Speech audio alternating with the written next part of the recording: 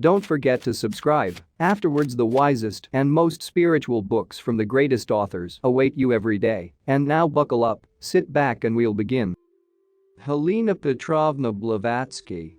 From the caves and jungles of Hindostan. The caves of Ba. At 4 o'clock in the morning we crossed the Vagri and Gurna, or rather, Komkalaras local, Shiva and Parvati. Probably following the bad example of the average mortal husband and wife, this divine couple were engaged in a quarrel, even at this early hour of the day. They were frightfully rough, and our ferry, striking on something at the bottom, nearly upset us into the cold embrace of the god and his irate better half. Like all the cave temples of India, the Ba caverns are dug out in the middle of a vertical rock with the intention, as it seems to me, of testing the limits of human patience.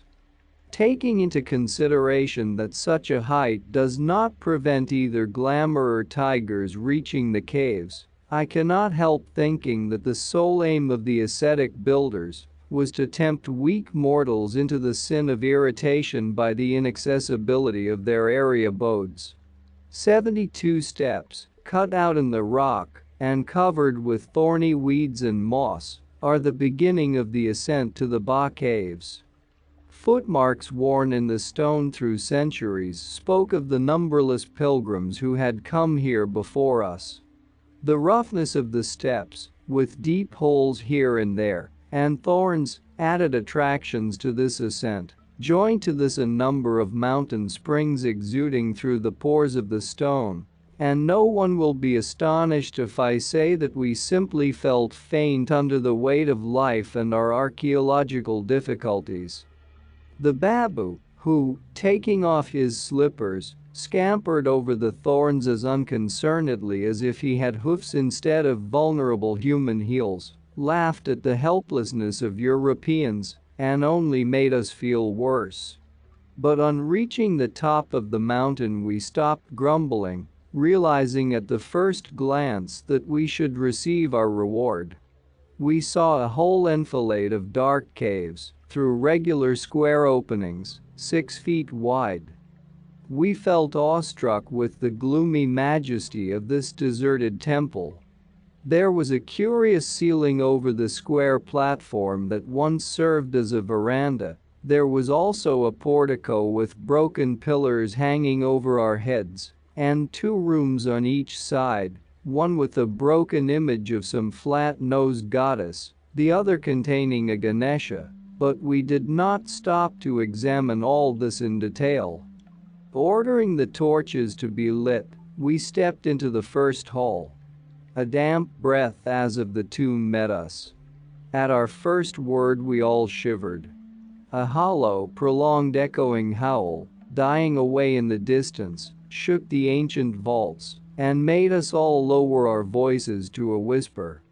The torch-bearers shrieked Devi, Devi, and, kneeling in the dust, performed a fervent puja in honor of the voice of the invisible goddess of the caves. In spite of the angry protestations of Narayan and of the god's warrior. The only light of the temple came from the entrance, and so 2/3 of it looked still gloomier by contrast. This hall, or the central temple, is very spacious, 84 feet square, and 16 feet high. 24 massive pillars form a square, 6 pillars at each side, including the corner ones, and 4 in the middle to prop up the center of the ceiling, otherwise it could not be kept from falling, as the mass of the mountain which presses on it from the top is much greater than in Karli or Elephanta. There are at least 3 different styles in the architecture of these pillars. Some of them are grooved in spirals, gradually and imperceptibly changing from round to 16-sided, then octagonal and square. Others, plain for the first third of their height, gradually finished under the ceiling by a most elaborate display of ornamentation, which reminds one of the Corinthian style. The third with a square plinth and semicircular friezes. Taking it all in all, they made a most original and graceful picture. Mr. Y, an architect by profession, assured us that he never saw anything more striking. He said he could not imagine by the aid of what instruments the ancient builders could accomplish such wonders. The construction of the Ba caves, as well as of all the cave temples of India, whose history is lost in the darkness of time, is ascribed by the European archaeologists to the Buddhists, and by the native tradition to the Pandu brothers. Indian paleography protests in every one of its new discoveries against the hasty conclusions of the Orientalists. And much may be said against the intervention of Buddhists in this particular case. But I shall indicate only one particular. The theory which declares that all the cave temples of India are of Buddhist origin is wrong. The Orientalists may insist as much as they choose on the hypothesis that the Buddhists became again idol worshippers. It will explain nothing and contradicts the history of both Buddhists and Brahmins. The Brahmins began persecuting and banishing the Buddhists precisely because they had begun a crusade against idol worship. The few Buddhist communities who remained in India and deserted the pure, though maybe for a shallow observer somewhat atheistic teachings of Gautama Siddhartha, never joined Brahmanism, but coalesced with the Jainas and gradually became absorbed in them.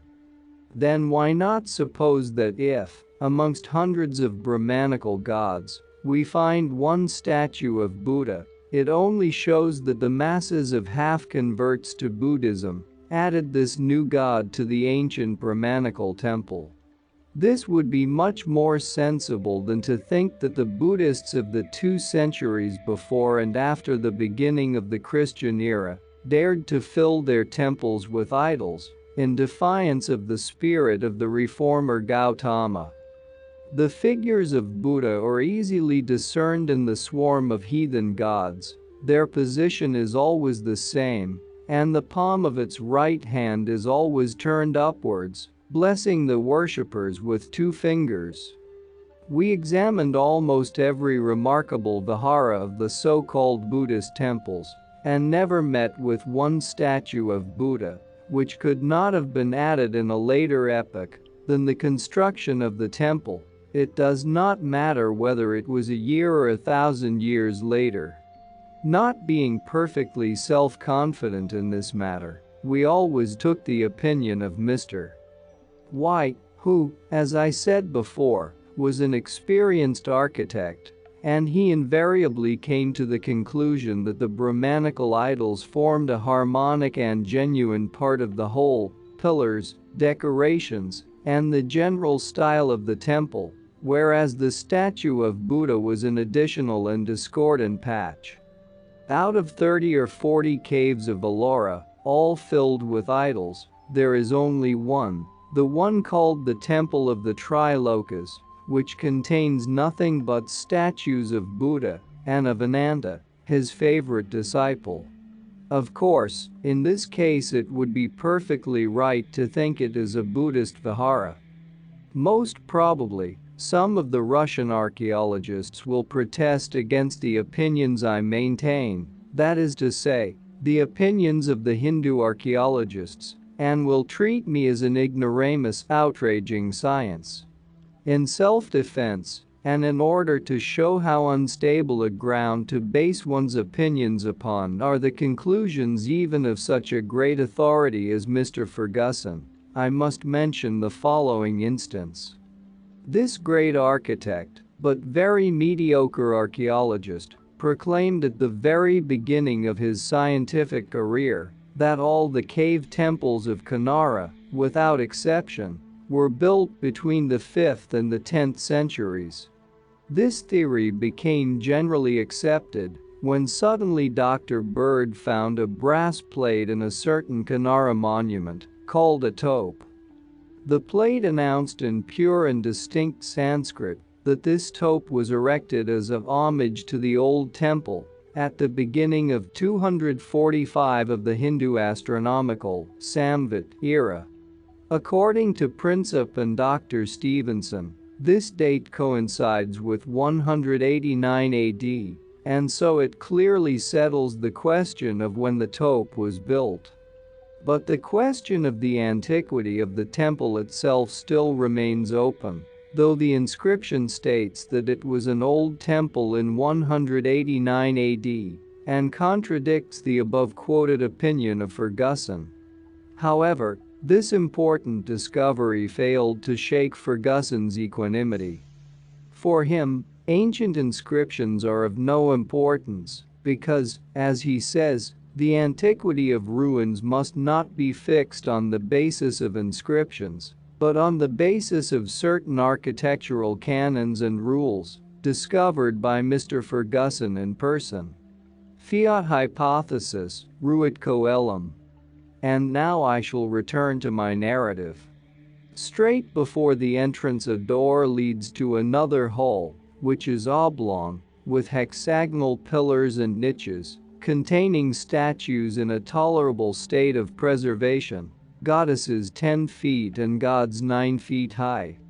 After this hall there is a room with an altar, which is a regular hexagon, having sides each 3 feet long, and protected by a cupola cut in the rock. Nobody was admitted here, except the initiates of the mysteries of the adytum. All round this room there are about 20 priest cells. Absorbed in the examination of the altar, we did not notice the absence of the colonel till we heard his loud voice in the distance calling to us. "I have found a secret passage. Come along, let us find where it leads to."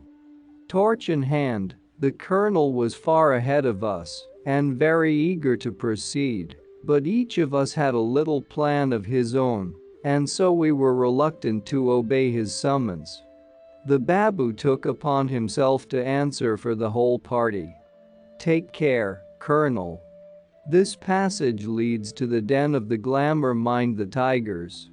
But once fairly started on the way to discoveries, our president was not to be stopped. Nolens volens we followed him. He was right, he had made a discovery, and on entering the cell we saw a most unexpected tableau. By the opposite wall stood 2 torch-bearers with their flaming torches, as motionless as if they were transformed into stone caryatides, and from the wall, about 5 feet above the ground, protruded 2 legs clad in white trousers.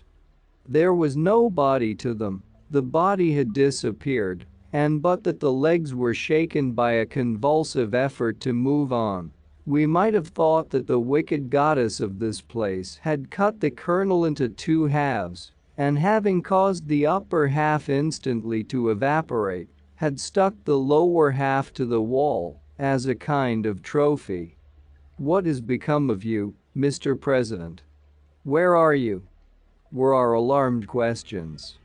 Instead of an answer, the legs were convulsed still more violently and soon disappeared completely, after which we heard the voice of the colonel, as if coming through a long tube. "A room, a secret cell, be quick. I see a whole row of rooms, confound it. My torch is out.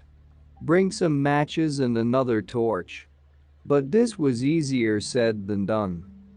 The torch-bearers refused to go on. As it was, they were already frightened out of their wits.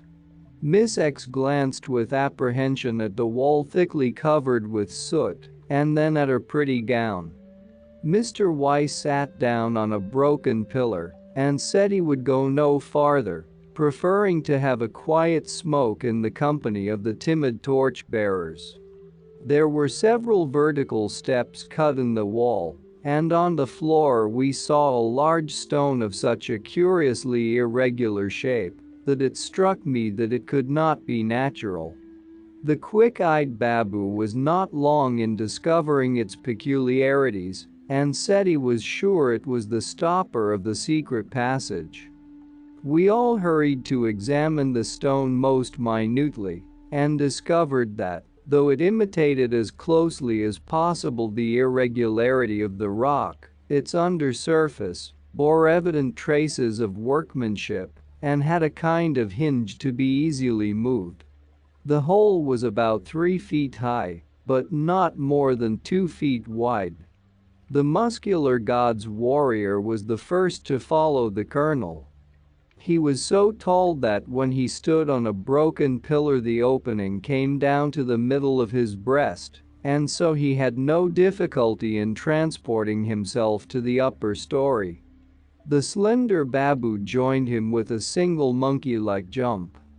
Then, with the Akali pulling from above and Narayan pushing from below, I safely made the passage, though the narrowness of the hole proved most disagreeable, and the roughness of the rock left considerable traces on my hands.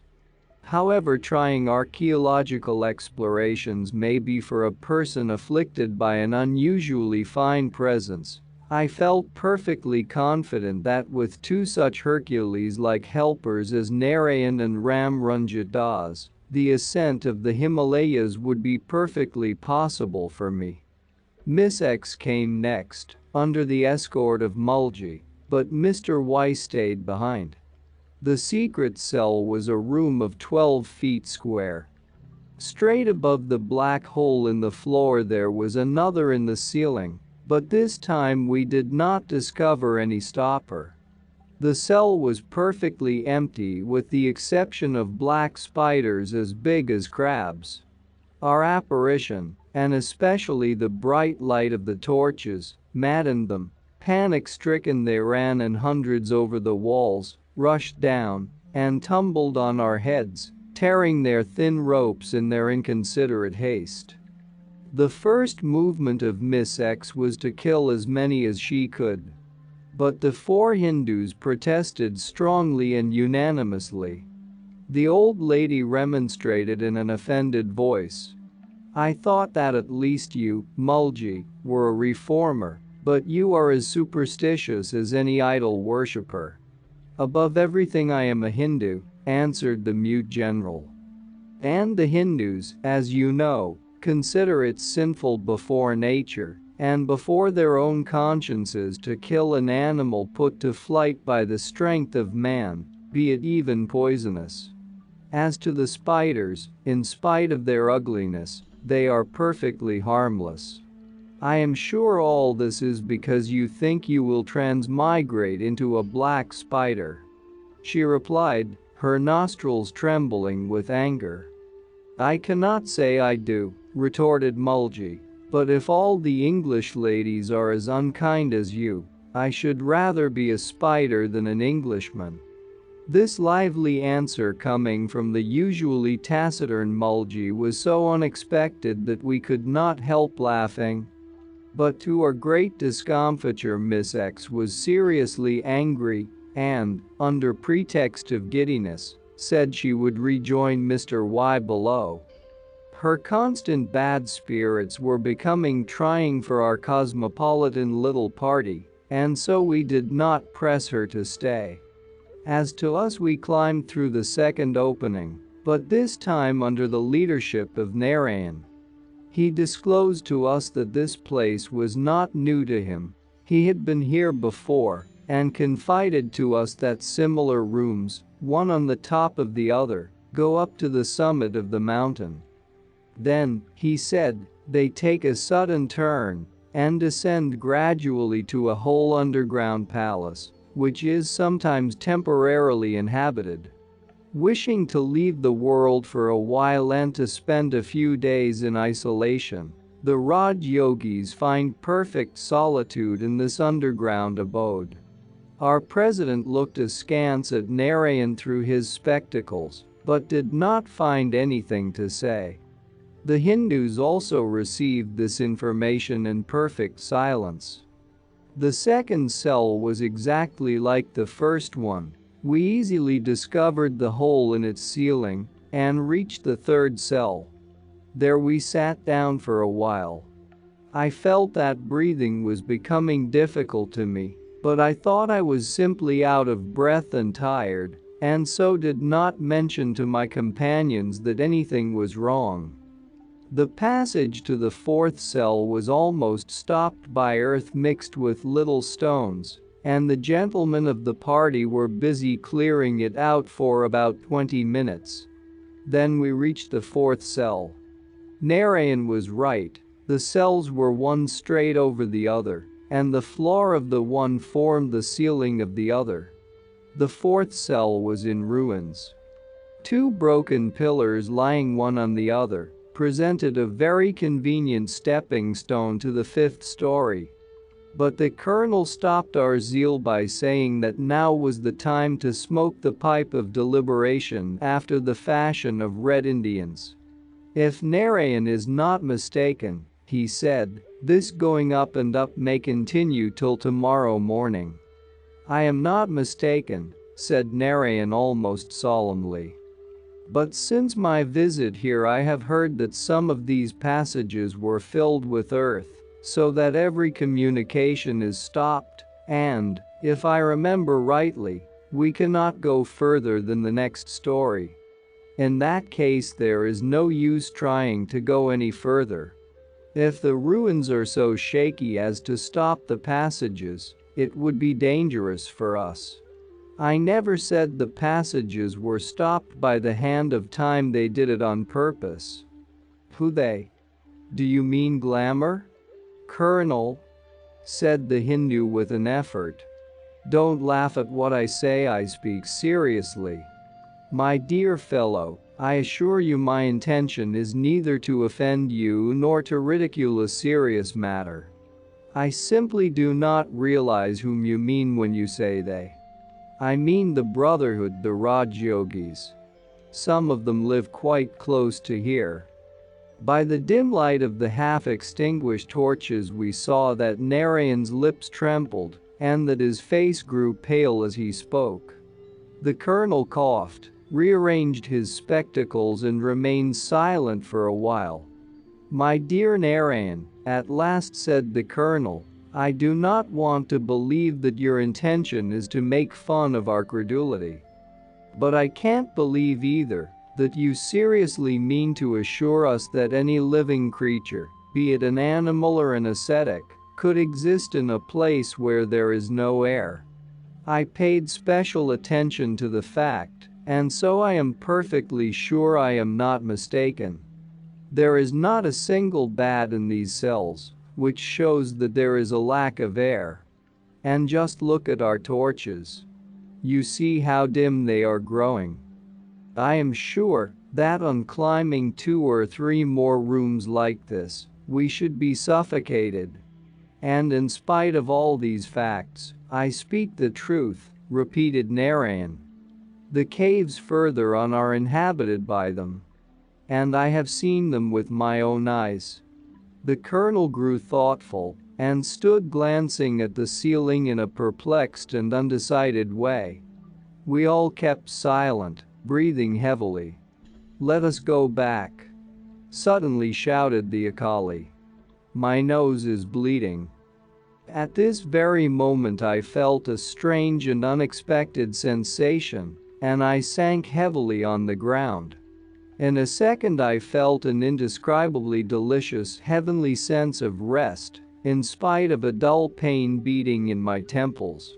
I vaguely realized that I had really fainted, and that I should die if not taken out into the open air. I could not lift my finger, I could not utter a sound, and, in spite of it, there was no fear in my soul, nothing but an apathetic, but indescribably sweet feeling of rest and a complete inactivity of all the senses except hearing. A moment came when even this sense forsook me, because I remember that I listened with imbecile intentness to the dead silence around me. Is this death?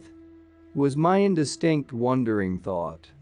Then I felt as if mighty wings were fanning me. Kind wings, caressing, kind wings, were the recurring words in my brain, like the regular movements of a pendulum, and interiorly under an unreasoning impulse, I laughed at these words.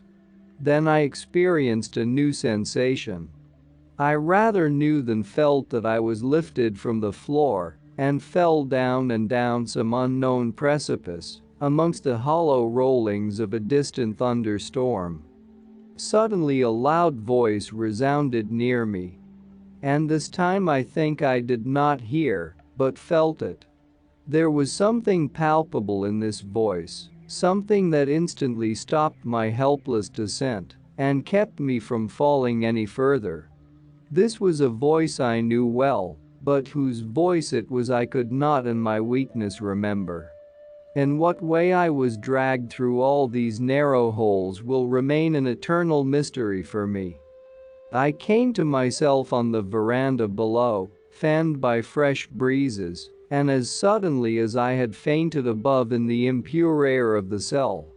When I recovered completely, the first thing I saw was a powerful figure clad in white, with a raven-black Rajput beard, anxiously leaning over me. As soon as I recognized the owner of this beard, I could not abstain from expressing my feelings by a joyful exclamation. "Where do you come from?"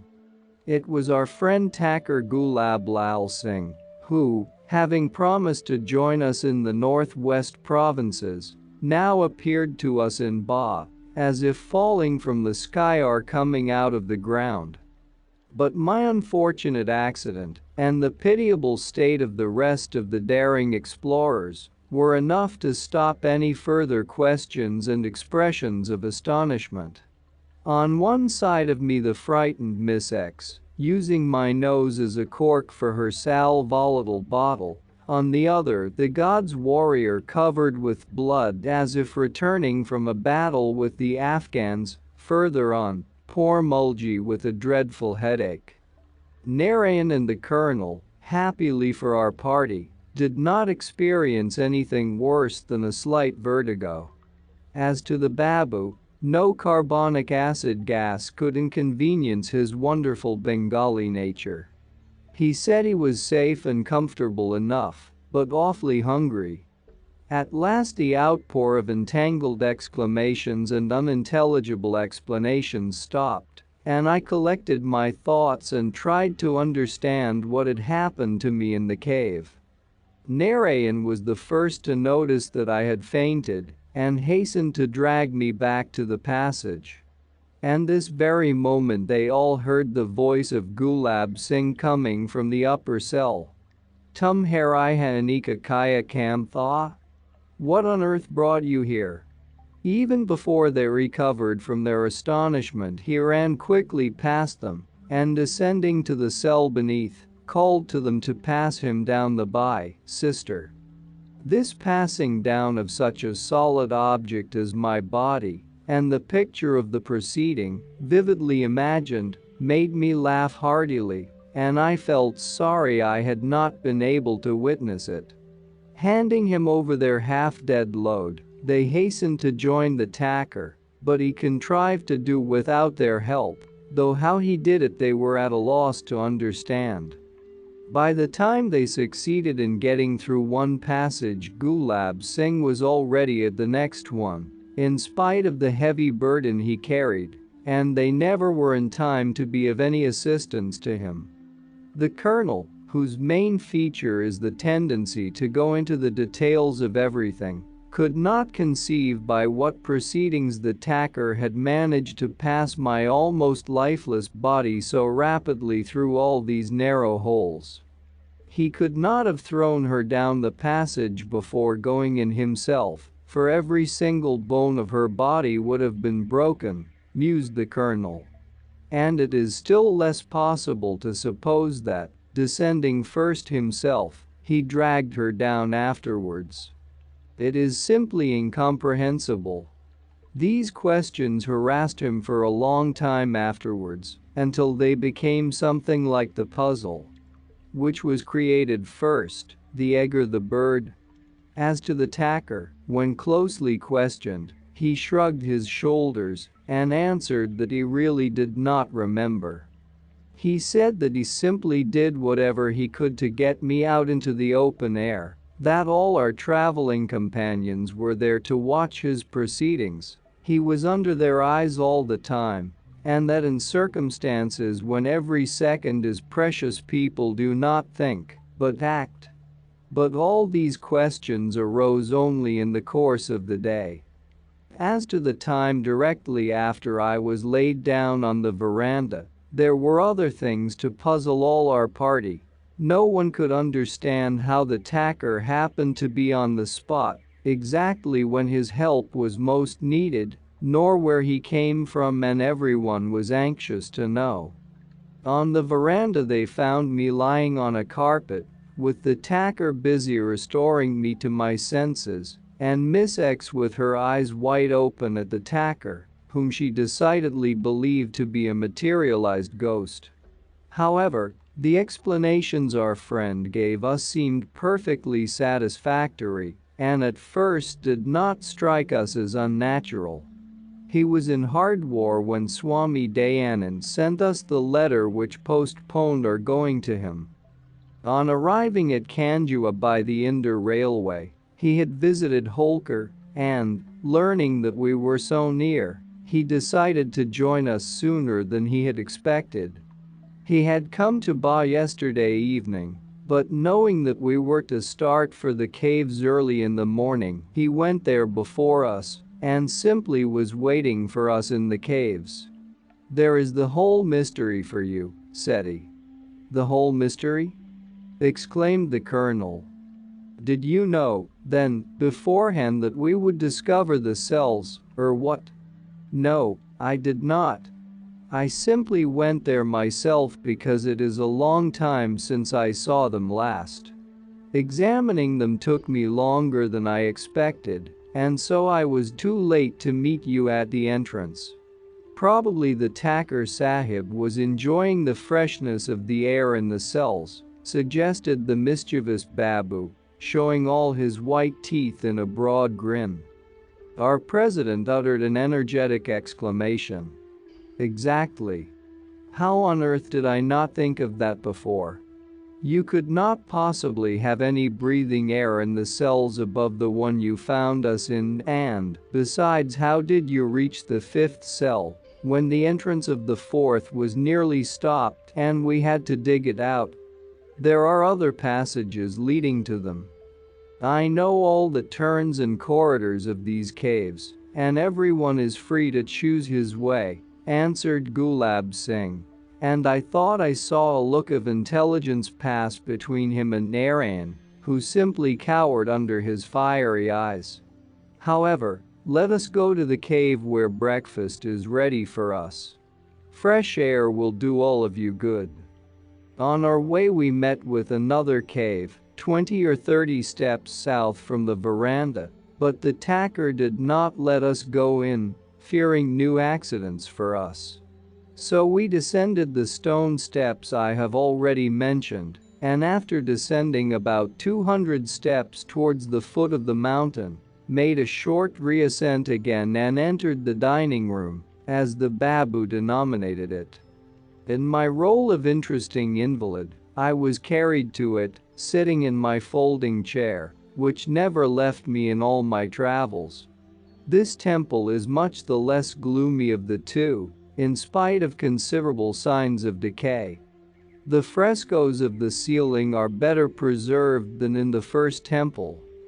The walls, the tumble-down pillars, the ceiling, and even the interior rooms, which were lighted by ventilators cut through the rock, were once covered by a varnished stucco, the secret of which is now known only to the madrasas, and which gives the rock the appearance of pure marble. We were met by the tacker's 4 servants, whom we remembered since our stay in Karli, and who bowed down in the dust to greet us. The carpets were spread, and the breakfast ready. Every trace of carbonic acid had left our brains, and we sat down to our meal in the best of spirits. Our conversation soon turned to the hardware mela, which our unexpectedly recovered friend had left exactly 5 days ago. All the information we got from Gulab Lal Singh was so interesting that I wrote it down at the first opportunity. After a few weeks we visited Hardwar ourselves, and since I saw it, my memory has never grown tired of recalling the charming picture of its lovely situation. It is as near a primitive picture of earthly paradise as anything that can be imagined. Every 12th year, which the Hindus call Kumbh, the planet Jupiter enters the constellation of Aquarius, and this event is considered very propitious for the beginning of the religious fair, for which this day is accordingly fixed by the astrologers of the pagodas. This gathering attracts the representatives of all sects, as I said before, from princes and maharajas down to the last fakir. The former come for the sake of religious discussions, the latter, simply to plunge into the waters of Ganges at its very source, which must be done at a certain propitious hour, fixed also by the position of the stars. Ganges is a name invented in Europe. The natives always say Ganga and consider this river to belong strictly to the feminine sex. Ganges is sacred in the eyes of the Hindus because she is the most important of all the fostering goddesses of the country and a daughter of the old Himavat, Himalaya, from whose heart she springs for the salvation of the people. That is why she is worshipped and why the city of Hardwar, built at her very source, is so sacred. Hardwar is written Haryavara, the doorway of the sun god, or Krishna, and is also often called Gangadvara, the doorway of Ganga. There is still a third name of the same town, which is the name of a certain ascetic Kapila, or rather Kapila, who once sought salvation on this spot and left many miraculous traditions. The town is situated in a charming flowery valley at the foot of the southern slope of the Sivalik Ridge between two mountain chains. In this valley, raised 1,024 feet above the sea level, the northern nature of the Himalayas struggles with the tropical growth of the plains and, in their efforts to excel each other, they have created the most delightful of all the delightful corners of India. The town itself is a quaint collection of castle-like turrets of the most fantastical architecture, of ancient viharas, of wooden fortresses, so gaily painted that they look like toys, of pagodas, with loopholes and overhanging curved little balconies, and all this overgrown by such abundance of roses, dahlias, aloes and blossoming cactuses that it is hardly possible to tell a door from a window. The granite foundations of many houses are laid almost in the bed of the river, and so, during 4 months of the year, they are half covered with water. And behind this handful of scattered houses, higher up the mountain slope, crowd snow-white, stately temples. Some of them are low, with thick walls, wide wings and gilded cupolas. Others rise in majestical many-storied towers, others again with shapely pointed roofs, which look like the spires of a bell tower. Strange and capricious is the architecture of these temples, the like of which is not to be seen anywhere else. They look as if they had suddenly dropped from the snowy abodes of the mountain spirits above, standing there in the shelter of the mother mountain, and timidly peeping over the head of the small town below at their own images reflected in the pure, untroubled waters of the sacred river. Here the Ganges is not yet polluted by the dirt and the sins of her many million adorers. Releasing her worshippers, cleansed from her icy embrace, the pure maiden of the mountains carries her transparent waves through the burning plains of Hindostan, and only 348 miles lower down, on passing through Kanpur, do her waters begin to grow thicker and darker, while, on reaching Benares, they transform themselves into a kind of peppery pea soup. Once, While talking to an old Hindu who tried to convince us that his compatriots are the cleanest nation in the world, we ask him, why is it then that, in the less populous places, the Ganges is pure and transparent, whilst in Benners, especially towards evening, it looks like a mass of liquid mud? "Oh Sahibs," answered he mournfully, "it is not the dirt of our bodies, as you think, it is not even the blackness of our sins. That the Devi, goddess, washes away her waves are black with the sorrow and shame of her children. Her feelings are sad and sorrowful, hidden suffering, burning pain and humiliation, despair and shame at her own helplessness, have been her lot for many past centuries. She has suffered all this till her waters have become waves of black bile. Her waters are poisoned and black, but not from physical causes. She is our mother, and how could she help resenting the degradation we have brought ourselves to in this dark age?" The sorrowful, poetical allegory made us feel very keenly for the poor old man, but, however great our sympathy, we could not but suppose that probably the woes of the maiden Ganga do not affect her sources. In Hardwar the color of Ganges is crystal aquamarina, and the waters run gaily murmuring to the shore reeds about the wonders they saw on their way from the Himalayas. The beautiful river is the greatest and the purest of goddesses in the eyes of the Hindus, and many are the honors given to her in Hardwar. Besides the Mela celebrated once every 12 years, there is a month in every year when the pilgrims flock together to the Harikapira, stairs of Vishnu. Whosoever succeeds in throwing himself first into the river, at the appointed day, hour and moment, will not only expiate all his sins, but also have all bodily sufferings removed. This zeal to be first is so great that, owing to a badly constructed and narrow stair leading to the water, it used to cost many lives yearly, until, in 1819, the East India Company, taking pity upon the pilgrims, ordered this ancient relic to be removed, and a new stairway, 100 feet wide and consisting of 60 steps, to be constructed. The month when the waters of the Ganges are most salutary falls, according to the Brahmanical computation, between March 12 and April 10, and is called Chaitra. The worst of it is that the waters are at their best only at the first moment of a certain propitious hour, indicated by the Brahmins, and which sometimes happens to be midnight. You can fancy what it must be when this moment comes, in the midst of a crowd which exceeds 2 millions. In 1819 more than 400 people were crushed to death. But even after the new stairs were constructed, the goddess Ganga has carried away on her virgin bosom many a disfigured corpse of her worshippers. Nobody pitied the drowned, on the contrary, they were envied. Whoever happens to be killed during this purification by bathing is sure to go straight to Swarga, heaven.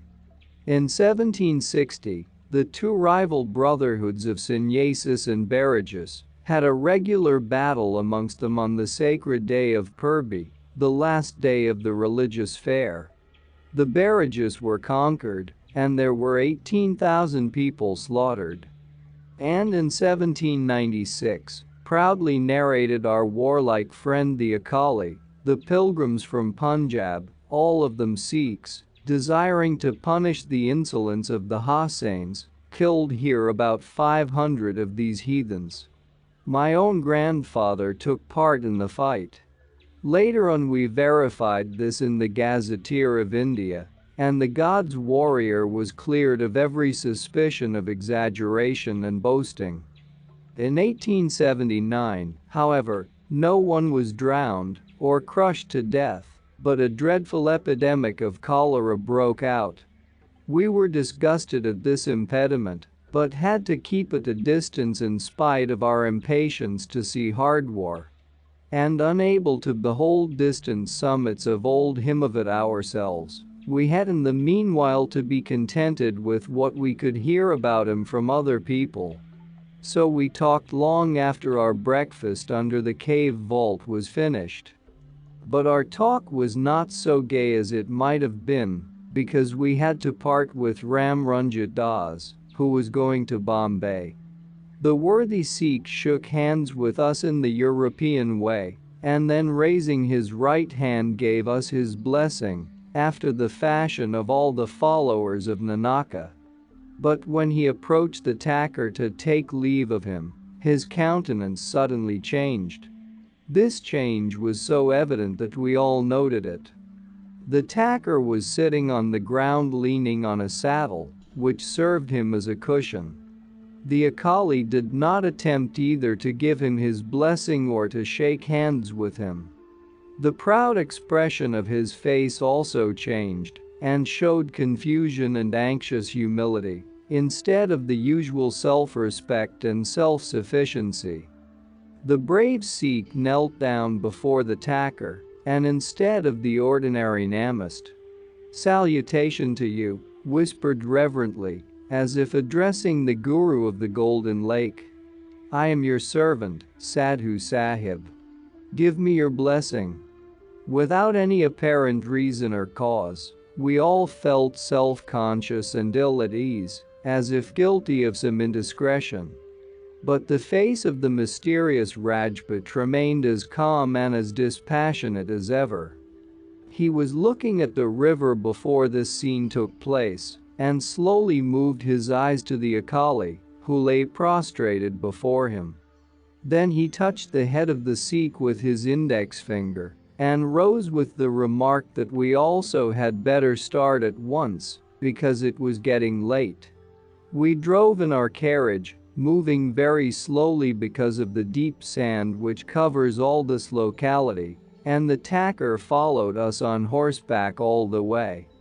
He told us the epic legends of Hardwar and Rajasthan, of the great deeds of the Hari Kulas, the heroic princes of the solar race. Hari means son, and Kula family. Some of the Rajput princes belong to this family, and the Maharanas of Udaipur are especially proud of their astronomical origin. The name of Hari Kula gives to some Orientalists ground to suppose that a member of this family emigrated to Egypt in the remote epoch of the first pharaonic dynasties, and that the ancient Greeks, borrowing the name as well as the traditions, thus formed their legends about the mythological Hercules. It is believed that the ancient Egyptians adored the Sphinx under the name of Hari Muk, or the sun on the horizon. On the mountain chain which fringes Kashmir on the north, 13,000 feet above the sea, there is a huge summit, which is exactly like a head, and which bears the name of Haramak. This name is also met with in the most ancient of the Puranas. Besides, popular tradition considers this Himalayan stone head to be the image of the setting sun. Is it possible, then, that all these coincidences are only accidental? And why is it that the Orientalists will not give it more serious attention? It seems to me that this is a rich soil for future research, and that it is no more to be explained by mere chance than the fact that both Egypt and India held the cow sacred, and that the ancient Egyptians had the same religious horror of killing certain animals as the modern Hindus. An isle of mystery.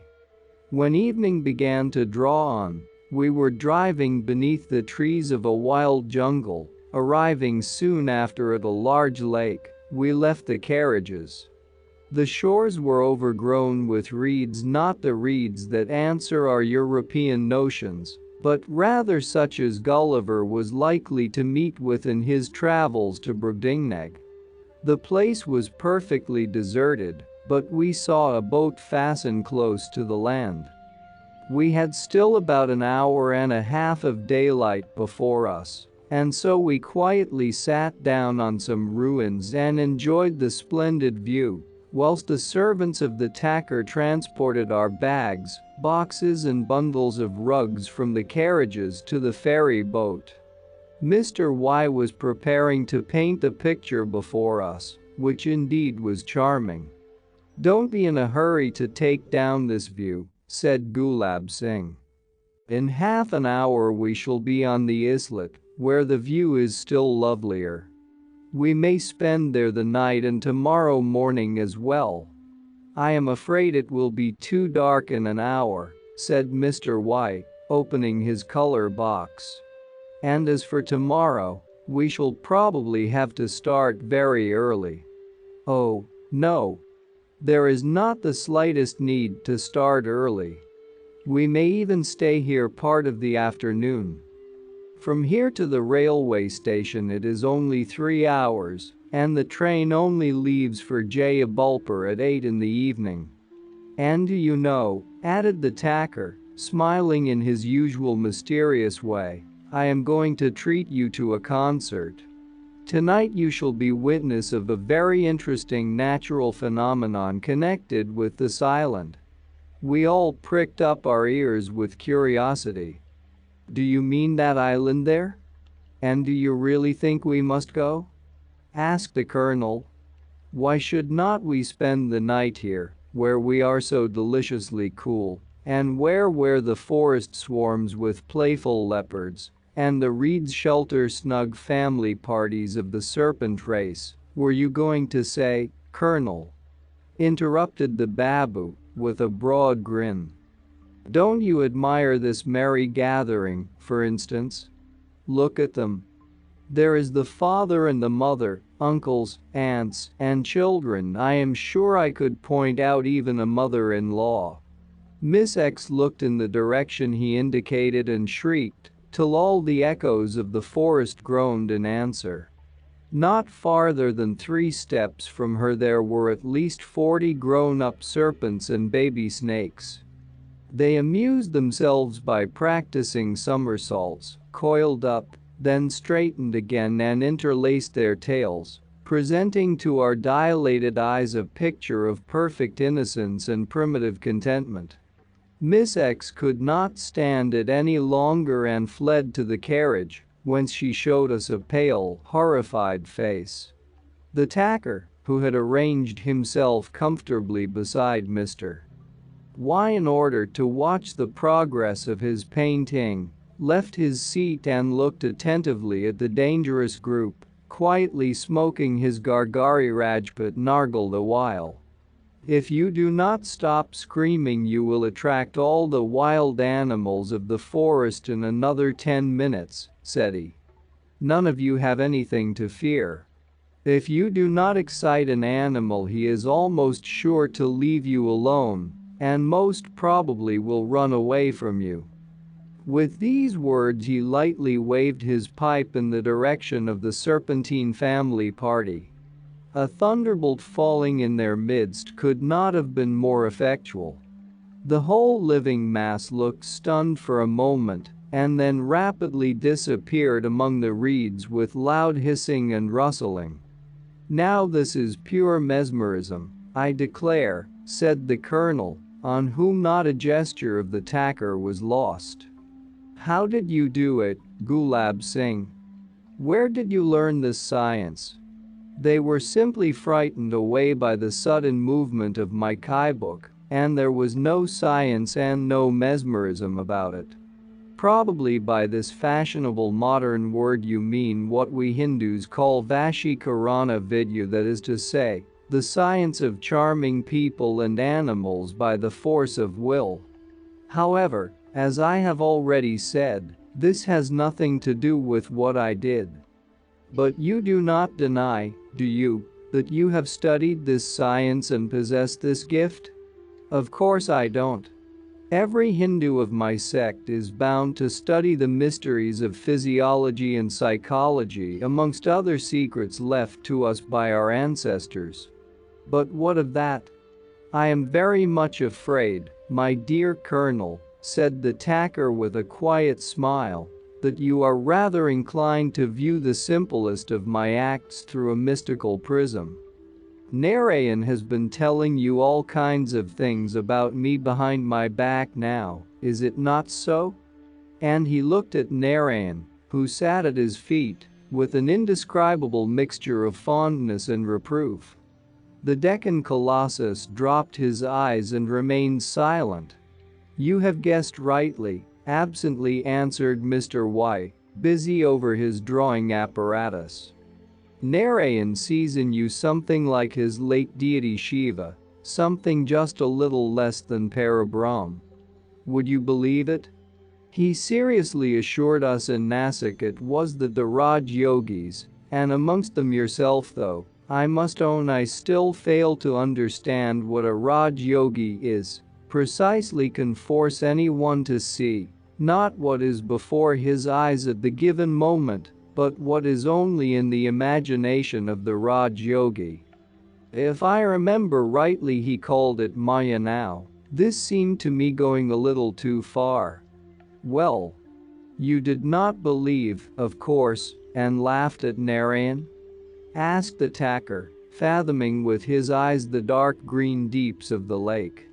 "Not precisely though, I dare say, I did just a little bit," went on Mr. Y, absently, being fully engrossed by the view, and trying to fix his eyes on the most effective part of it. "I dare say I am too skeptical on this kind of question. And knowing Mr. Y as I do," said the Colonel, "I can add, for my part, that even were any of these phenomena to happen to himself personally, he, like Dr. Carpenter, would doubt his own eyes rather than believe. What you say is a little bit exaggerated, but there is some truth in it. Maybe I would not trust myself in such an occurrence, and I tell you why. If I saw something that does not exist, or rather exists only for me, logic would interfere. However objective my vision may be, before believing in the materiality of a hallucination, I feel I am bound to doubt my own senses and sanity. Besides, what bosh all this is. As if I ever will allow myself to believe in the reality of a thing that I alone saw, which belief implies also the admission of somebody else governing and dominating, for the time being, my optical nerves, as well as my brains. However, there are any number of people who do not doubt, because they have had proof that this phenomenon really occurs," remarked the attacker, in a careless tone, which showed he had not the slightest desire to insist upon this topic. However, this remark only increased Mr. Y.'s excitement. "No doubt there are," he exclaimed. "But what does that prove? Besides them, there are equal numbers of people who believe in the materialization of spirits. But do me the kindness of not including me among them. Don't you believe in animal magnetism? To a certain extent, I do. If a person suffering from some contagious illness can influence a person in good health and make him ill, in his turn, I suppose somebody else's overflow of health can also affect the sick person and, perhaps, cure him. But between physiological contagion and mesmeric influence there is a great gulf, and I don't feel inclined to cross this gulf on the grounds of blind faith. It is perfectly possible that there are instances of thought transference in cases of somnambulism, epilepsy, trance. I do not positively deny it, though I am very doubtful. Mediums and clairvoyants are a sickly lot, as a rule. But I bet you anything, a healthy man in perfectly normal conditions is not to be influenced by the tricks of mesmerists. I should like to see a magnetizer, or even a Raj Yogi, inducing me to obey his will. Now, my dear fellow, you really ought not to speak so rashly," said the Colonel, who, till then, had not taken any part in the discussion. "Ought I not?" Don't take it into your head that it is mere boastfulness on my part. I guarantee failure in my case, simply because every renowned European mesmerist has tried his luck with me, without any result, and that is why I defy the whole lot of them to try again, and feel perfectly safe about it. And why a Hindu Raj Yogi should succeed where the strongest of European mesmerists failed, I do not quite see. Mr. Y was growing altogether too excited, and the tacker dropped the subject and talked of something else. For my part, I also feel inclined to deviate once more from my subject and give some necessary explanations. Miss X accepted. None of our party had ever been numbered amongst the spiritualists, least of all Mr. Y. We Theosophists did not believe in the playfulness of departed souls, though we admitted the possibility of some mediumistic phenomena, while totally disagreeing with the spiritualists as to the cause and point of view. Refusing to believe in the interference and even presence of the spirits in the so-called spiritualistic phenomena, we nevertheless believe in the living spirit of man. We believe in the omnipotence of this spirit and in its natural, though benign capacities. We also believe that, when incarnated, the spirit, this divine spark, may be apparently quenched if it is not guarded, and if the life the man leads is unfavorable to its expansion, as it generally is, but, on the other hand, our conviction is that human beings can develop their potential spiritual powers, that, if they do, no phenomenon will be impossible for their liberated wills, and that they will perform what, in the eyes of the uninitiated, will be much more wondrous than the materialized forms of the spiritualists. If proper training can render the muscular strength 10 times greater, as in the cases of renowned athletes, I do not see why proper training should fail in the case of moral capacities. We have also good grounds to believe that the secret of this proper training, though unknown to and denied by European physiologists and even psychologists, is known in some places in India, where its knowledge is hereditary and entrusted to few. Mr. Y was a novice in our society and looked with distrust even on such phenomena as can be produced by mesmerism. He had been trained in the Royal Institute of British Architects, which he left with a gold medal, and with a fund of skepticism that caused him to distrust everything, Ndhers des mathématiques pures. So that no wonder he lost his temper when people tried to convince him that there existed things which he was inclined to treat as mere bosh and fables. Now I return to my narrative. The Babuin Mulji left us to help the servants to transport our luggage to the ferry boat. The remainder of the party had grown very quiet and silent. Miss X dozed peacefully in the carriage, forgetting her recent fright. The colonel, stretched on the sand, amused himself by throwing stones into the water. Narayan sat motionless, with his hands round his knees, plunged as usual in the mute contemplation of Gulab Lal Singh. Mr. Y sketched hurriedly and diligently, only raising his head from time to glance at the opposite shore and knitting his brow in a preoccupied way. The tacker went on smoking, and as for me, I sat on my folding chair, looking lazily at everything round me, till my eyes rested on Gulab Singh and were fixed, as if by a spell. Who and what is this mysterious Hindu? I wondered in my uncertain thoughts. Who is this man who unites in himself two such distinct personalities? The one exterior, kept up for strangers, for the world in general; the other interior, moral and spiritual, shown only to a few intimate friends?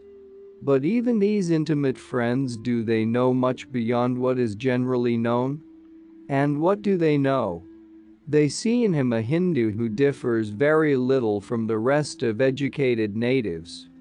Perhaps only in his perfect contempt for the social conventions of India and the demands of Western civilization, and that is all, unless I add that he is known in central India as a sufficiently wealthy man, an attacker, a feudal chieftain of a Raj, one of the hundreds of similar Rajas. Besides, he is a true friend of ours, who offered us his protection in our travels and volunteered to play the mediator between us and the suspicious, uncommunicative Hindus. Beyond all this, we know absolutely nothing about him. It is true, though, that I know a little more than the others, but I have promised silence, and silent I shall be.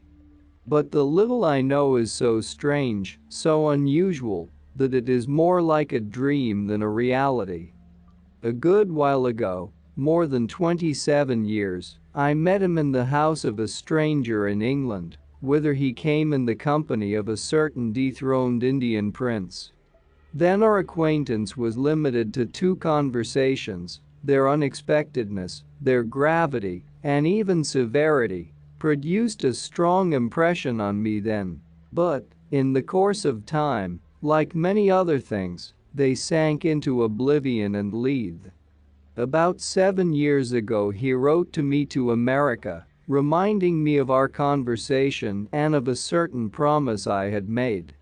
Now we saw each other once more in India, his own country, and I failed to see any change wrought in his appearance by all these long years. I was, and looked, quite young when I first saw him, but the passage of years had not failed to change me into an old woman. As to him, he appeared to me 27 years ago a man of about 30, and still looked no older, as if time were powerless against him. In England, his striking beauty, especially his extraordinary height and stature, together with his eccentric refusal to be presented to the Queen, an honor many a high-born Hindu has sought, coming over on purpose, excited the public notice and the attention of the newspapers. The newspapermen of those days, when the influence of Byron was still great, discussed the wild Rajput with untiring pens, calling him Raja Misanthrope and Prince Jalma Samson, and inventing fables about him all the time he stayed in England. All this taken together was well calculated to fill me with consuming curiosity and to absorb my thoughts till I forgot every exterior circumstance, sitting and staring at him in no wise less intensely than Narayan. I gazed at the remarkable face of Gulab Lal Singh with a mixed feeling of indescribable fear and enthusiastic admiration, recalling the mysterious death of the Karli tiger, my own miraculous escape a few hours ago in Ba, and many other incidents too many to relate. It was only a few hours since he appeared to us in the morning, and yet what a number of strange ideas, of puzzling occurrences, how many enigmas his presence stirred in our minds. The magic circle of my revolving thought grew too much for me. What does all this mean? I exclaimed to myself, trying to shake off my torpor and struggling to find words for my meditation. Who is this being whom I saw so many years ago, jubilant with manhood and life, and now see again, as young and as full of life, only still more austere, still more incomprehensible? After all, maybe it is his brother, or even his son, thought I, trying to calm myself, but with no result. No. There is no use doubting, it is he himself, it is the same face, the same little scar on the left temple. But, as a quarter of a century ago, so now. No wrinkles on those beautiful classic features, not a white hair in this thick jet black mane, and, in moments of silence, The same expression of perfect rest on that face, calm as a statue of living bronze. What a strange expression, and what a wonderful sphinx-like face.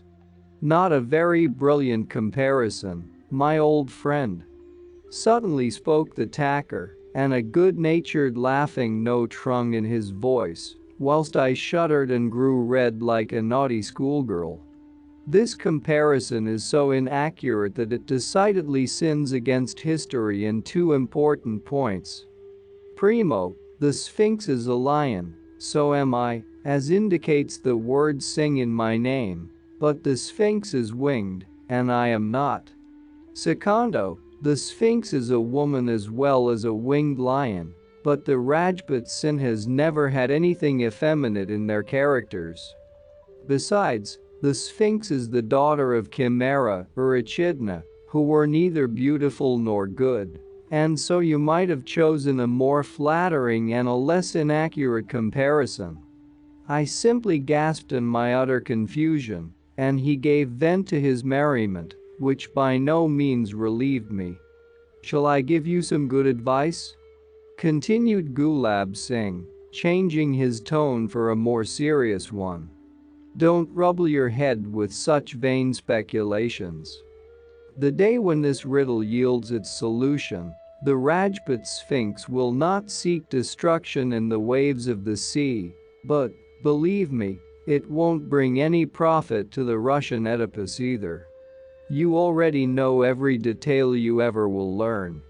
So leave the rest to our respective fates."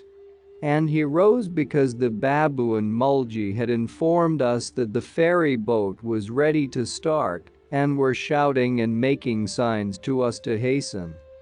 "Just let me finish," said Mr. Y. "I have nearly done.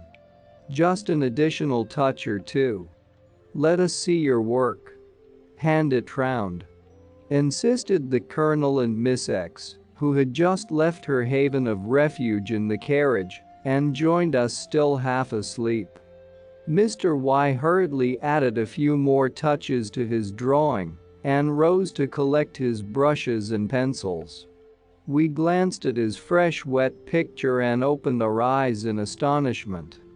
There was no lake on it, no woody shores, and no velvety evening mists that covered the distant island at this moment. Instead of all this we saw a charming sea view, thick clusters of shapely palm trees scattered over the chalky cliffs of the littoral, a fortress-like bungalow with balconies and a flat roof, an elephant standing at its entrance, and a native boat on the crest of a foaming billow. "Now what is this view, sir?" wondered the Colonel. "As if it was worth your while to sit in the sun and detain us all, to draw fancy pictures out of your own head." "What on earth are you talking about?" exclaimed Mr. Y. "Do you mean to say you do not recognize the lake? Listen to him, the lake. Where is the lake, if you please? Were you asleep, or what?" By this time all our party gathered round the Colonel, who held the drawing. Narayan uttered an exclamation and stood still, the very image of bewilderment past description. "I know the place," said he, at last. "This is Dairy Bowl, the country house of the Thakur Sahib. I know it. Last year during the famine I lived there for 2 months. I was the first to grasp the meaning of it all, but something prevented me from speaking at once. At last Mr. Y finished arranging and packing his things and approached us in his usual lazy, careless way, but his face showed traces of vexation. He was evidently bored by our persistency in seeing a sea where there was nothing but the corner of a lake. But, at the first sight of his unlucky sketch, his countenance suddenly changed. He grew so pale, and the expression of his face became so piteously distraught that it was painful to see. He turned and returned the piece of Bristol board, then rushed like a madman to his drawing portfolio and turned the whole contents out, ransacking and scattering over the sand hundreds of sketches and of loose papers.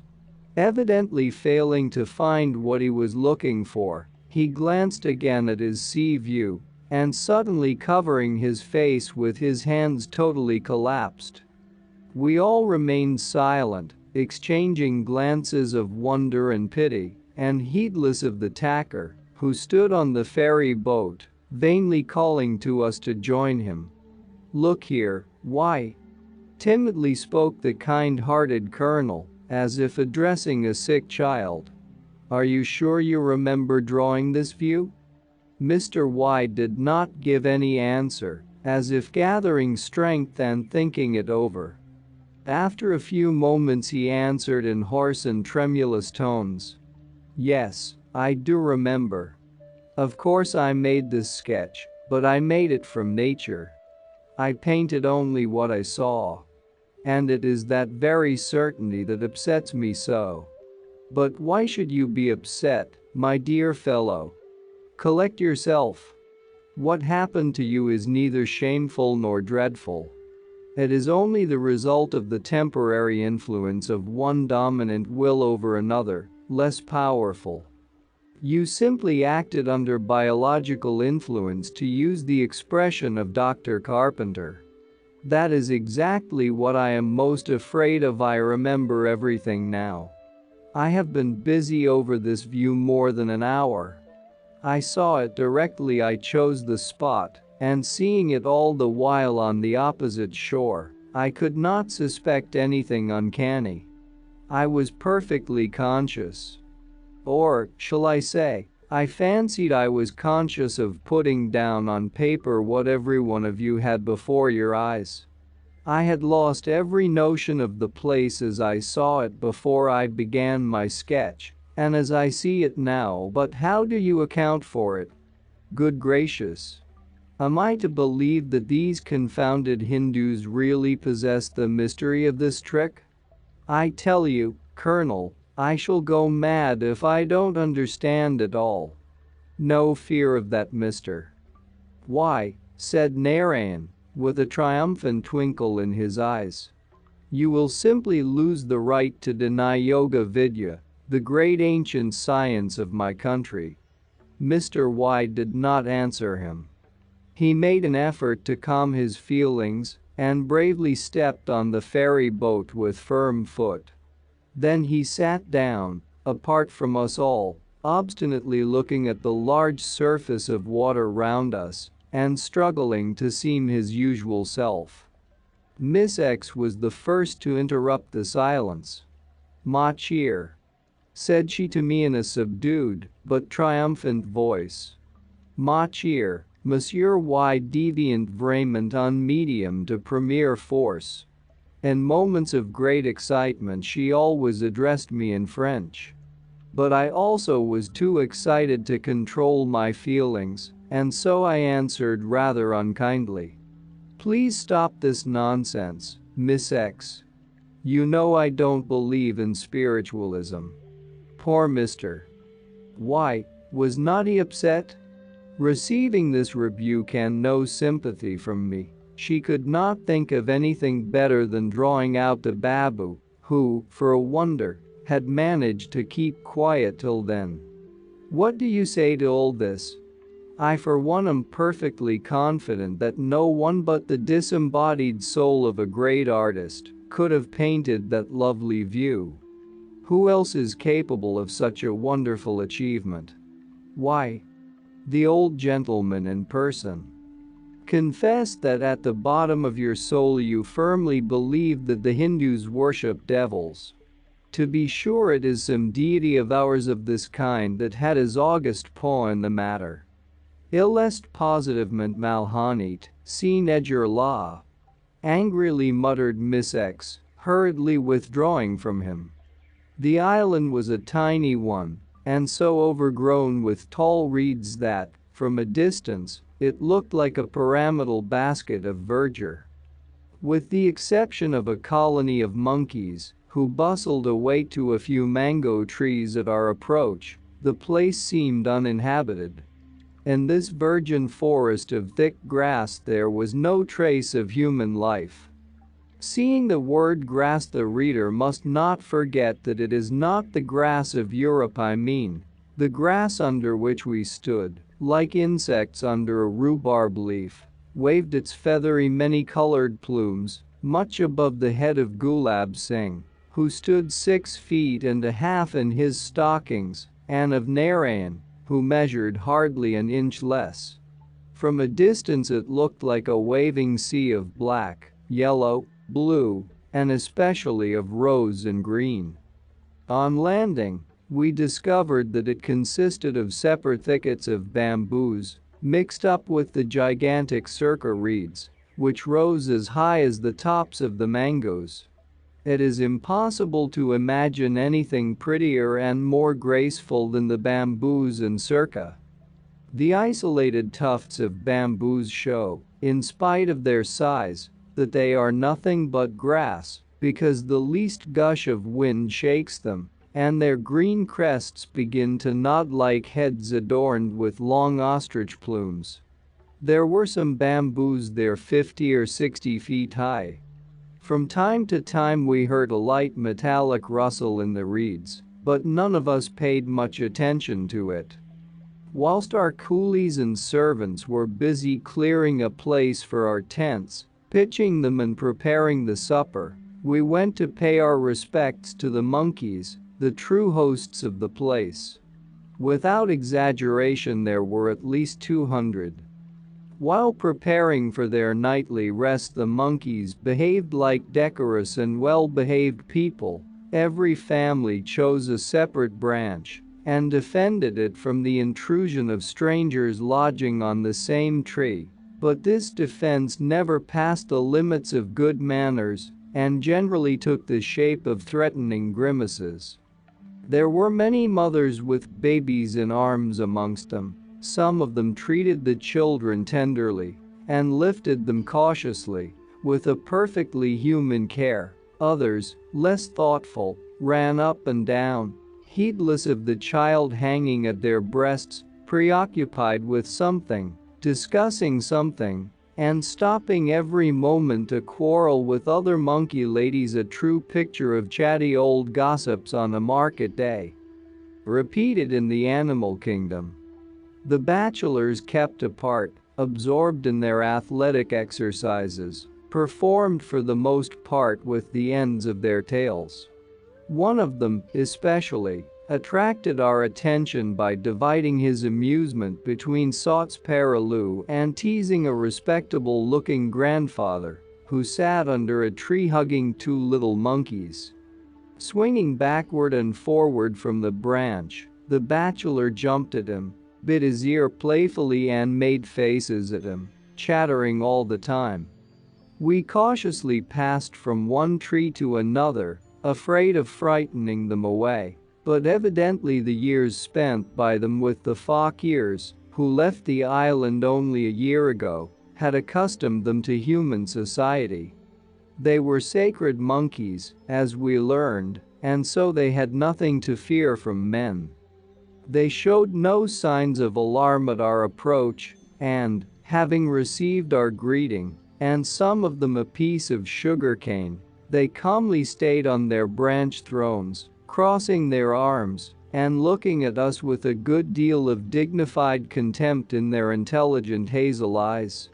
The sun had set, and we were told that the supper was ready. We all turned homewards, except the babu. The main feature of his character, in the eyes of Orthodox Hindus, being a tendency to blasphemy, he could never resist the temptation to justify their opinion of him. Climbing up a high branch he crouched there, imitating every gesture of the monkeys and answering their threatening grimaces by still uglier ones, to the unconcealed disgust of our pious coolies. As the last golden ray disappeared on the horizon, a gauze-like veil of pale lilac fell over the world. But as every moment decreased the transparency of this tropical twilight, the tint gradually lost its softness and became darker and darker. It looked as if an invisible painter, unceasingly moving his gigantic brush, swiftly laid one coat of paint over the other, ever changing the exquisite background of our islet. The phosphoric candles of the fireflies began to twinkle here and there, shining brightly against the black trunks of the trees, and lost again on the silvery background of opalescent evening sky. But in a few minutes more thousands of these living sparks, precursors of Queen Night, played round us, pouring like a golden cascade over the trees, and dancing in the air above the grass and the dark lake. And behold! Here is the Queen in person. Noiselessly descending upon earth, she reassumes her rights. With her approach, rest and peace spread over us. Her cool breath calms the activities of day. Like a fond mother, she sings a lullaby to nature, lovingly wrapping her in her soft black mantle, and, when everything is asleep, she watches over nature's dozing powers till the first streaks of dawn. Nature sleeps, but man is awake, to be witness to the beauties of this solemn evening hour. Sitting round the fire we talked, lowering our voices as if afraid of awaking night. We were only 6, the Colonel, the 4 Hindus and myself, because Mr. Y and Miss X could not resist the fatigue of the day and had gone to sleep directly after supper. Snugly sheltered by the high grass, we had not the heart to spend this magnificent night in prosaic sleeping. Besides, we were waiting for the concert which the tacker had promised us. "Be patient," said he, "the musicians will not appear before the moon rises." The fickle goddess was late, she kept us waiting till after 10 o'clock. Just before her arrival, when the horizon began to grow perceptibly brighter, and the opposite shore to assume a milky, silvery tint, a sudden wind rose. The waves, that had gone quietly to sleep at the feet of gigantic reeds, awoke and tossed uneasily, till the reeds swayed their feathery heads and murmured to each other, as if taking counsel together about something that was going to happen. Suddenly, in the general stillness and silence, we heard again the same musical notes, which we had passed unheeded when we first reached the island, as if a whole orchestra were trying their musical instruments before playing some great composition. All round us and over our heads vibrated strings of violins and thrilled the separate notes of a flute. In a few moments came another gust of wind tearing through the reeds, and the whole island resounded with the strains of hundreds of Aeolian harps. And suddenly there began a wild unceasing symphony. It swelled in the surrounding woods, filling the air with an indescribable melody. Sad and solemn were its prolonged strains, they resounded like the arpeggios of some funeral march, then, changing into a trembling thrill, they shook the air like the song of a nightingale and died away in a long sigh. They did not quite cease, but grew louder again, ringing like hundreds of silver bells, changing from the heartrending howl of a wolf, deprived of her young, to the precipitate rhythm of a gay tarantella, forgetful of every earthly sorrow, from the articulate song of a human voice to the vague majestic accords of a violoncello, from merry child's laughter to angry sobbing. And all this was repeated in every direction by mocking echo, as if hundreds of fabulous forest maidens, disturbed in their green abodes, answered the appeal of the wild musical saturnalia. The Colonel and I glanced at each other in our great astonishment. How delightful! What witchcraft is this? We exclaimed at the same time. The Hindus smiled, but did not answer us. The tacker smoked his gargari as peacefully as if he was deaf. There was a short interval, after which the invisible orchestra started again with renewed energy. The sounds poured and rolled in unrestrainable, overwhelming waves. We had never heard anything like this inconceivable wonder. Listen. A storm in the open sea, the wind tearing through the rigging, the swish of the maddened waves rushing over each other, or the whirling snow wreaths on the silent steps. Suddenly the vision is changed. Now it is a stately cathedral and the thundering strains of an organ rising under its vaults. The powerful notes now rush together, now spread out through space, break off, intermingle, and become entangled, like the fantastic melody of a delirious fever, some musical fantasy born of the howling and whistling of the wind. Alas! The charm of these sounds is soon exhausted, and you begin to feel that they cut like knives through your brain. A horrid fancy haunts our bewildered heads. We imagine that the invisible artists strain our own veins, and not the strings of imaginary violins. Their cold breath freezes us, blowing their imaginary trumpets, shaking our nerves and impeding our breathing. For God's sake, stop this, Tacker. This is really too much, shouted the colonel, at the end of his patience, and covering his ears with his hands. Gulab Singh, I tell you, you must stop this. The three Hindus burst out laughing, and even the grave face of the Tacker lit up with a merry smile. Upon my word, said he, do you really take me for the great Parabrahm? Do you think it is in my power to stop the wind, as if I were Merit, the Lord of the Storms, in person?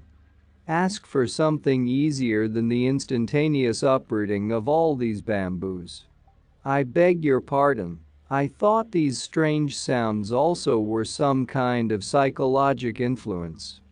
So sorry to disappoint you, my dear Colonel, but you really must think less of psychology and electrobiology. This develops into a mania with you. Don't you see that this wild music is a natural acoustic phenomenon? Each of the reeds around us, and there are thousands on this island, contains a natural musical instrument, and the musician, wind, comes here daily to try his art after nightfall, especially during the last quarter of the moon. The wind, murmured the colonel. Oh, yes. But this music begins to change into a dreadful roar. Is there no way out of it? I at least cannot help it. But keep up your patience, you will soon get accustomed to it. Besides, there will be intervals when the wind falls. We were told that there are many such natural orchestras in India. The Brahmins know well their wonderful properties, and calling this kind of reed Veena Devi, the lute of the gods, keep up the popular superstition and say the sounds are divine oracles. The circa grass and the bamboos always shelter a number of tiny beetles, which make considerable holes in the hollow reeds. The fakirs of the idol-worshipping sects add art to this natural beginning and work the plants into musical instruments. The islet we visited bore one of the most celebrated Veena Devis, and so, of course, was proclaimed sacred. Tomorrow morning, said the Tacker, you will see what deep knowledge of all the laws of acoustics was in the possession of the fakirs. They enlarged the holes made by the beetle according to the size of the reed, sometimes shaping it into a circle, sometimes into an oval. These reeds in their present state can be justly considered as the finest illustration of mechanism applied to acoustics. However, this is not to be wondered at, because some of the most ancient Sanskrit books about music minutely describe these laws and mention many musical instruments which are not only forgotten, but totally incomprehensible in our days. All this was very interesting, but still, disturbed by the din, we could not listen attentively. Don't worry yourselves, said the Tacker, who soon understood our uneasiness, in spite of our attempts at composure. After midnight the wind will fall, and you will sleep undisturbed. However, if the too close neighborhood of this musical grass is too much for you, we may as well go nearer to the shore. There is a spot from which you can see the sacred bonfires on the opposite shore. We followed him, but while walking through the thickets of reeds we did not leave off our conversation. "How is it that the Brahmins manage to keep up such an evident cheat?" asked the colonel. "The stupidest man cannot fail to see in the long run who made the holes in the reeds, and how they come to give forth music. In America stupid men may be as clever as that, I don't know," answered the tacker, with a smile, "but not in India. If you took the trouble to show, to describe, and to explain how all this is done to any Hindu, be he even comparatively educated, he will still see nothing. He will tell you that he knows as well as yourself that the holes are made by the beetles and enlarged by the fakirs. But what of that? The beetle in his eyes is no ordinary beetle, but one of the gods incarnated in the insect for this special purpose, and the fakir is a holy ascetic who has acted in this case by the order of the same god. That will be all you will ever get out of him." Fanaticism and superstition took centuries to develop in the masses, and now they are as strong as a necessary physiological function. Kill these two, and the crowd will have its eyes opened and will see truth, but not before. As to the Brahmins, India would have been very fortunate if everything they have done were as harmless. Let the crowds adore the muse in the spirit of harmony. This adoration is not so very wicked, after all. The Babu told us that in Dehradun, this kind of reed is planted on both sides of the central street, which is more than a mile long. The buildings prevent the free action of the wind, and so the sounds are heard only in time of east wind, which is very rare. A year ago Swami Dayanand happened to camp off Dehradun. Crowds of people gathered round him every evening. One day he delivered a very powerful sermon against superstition.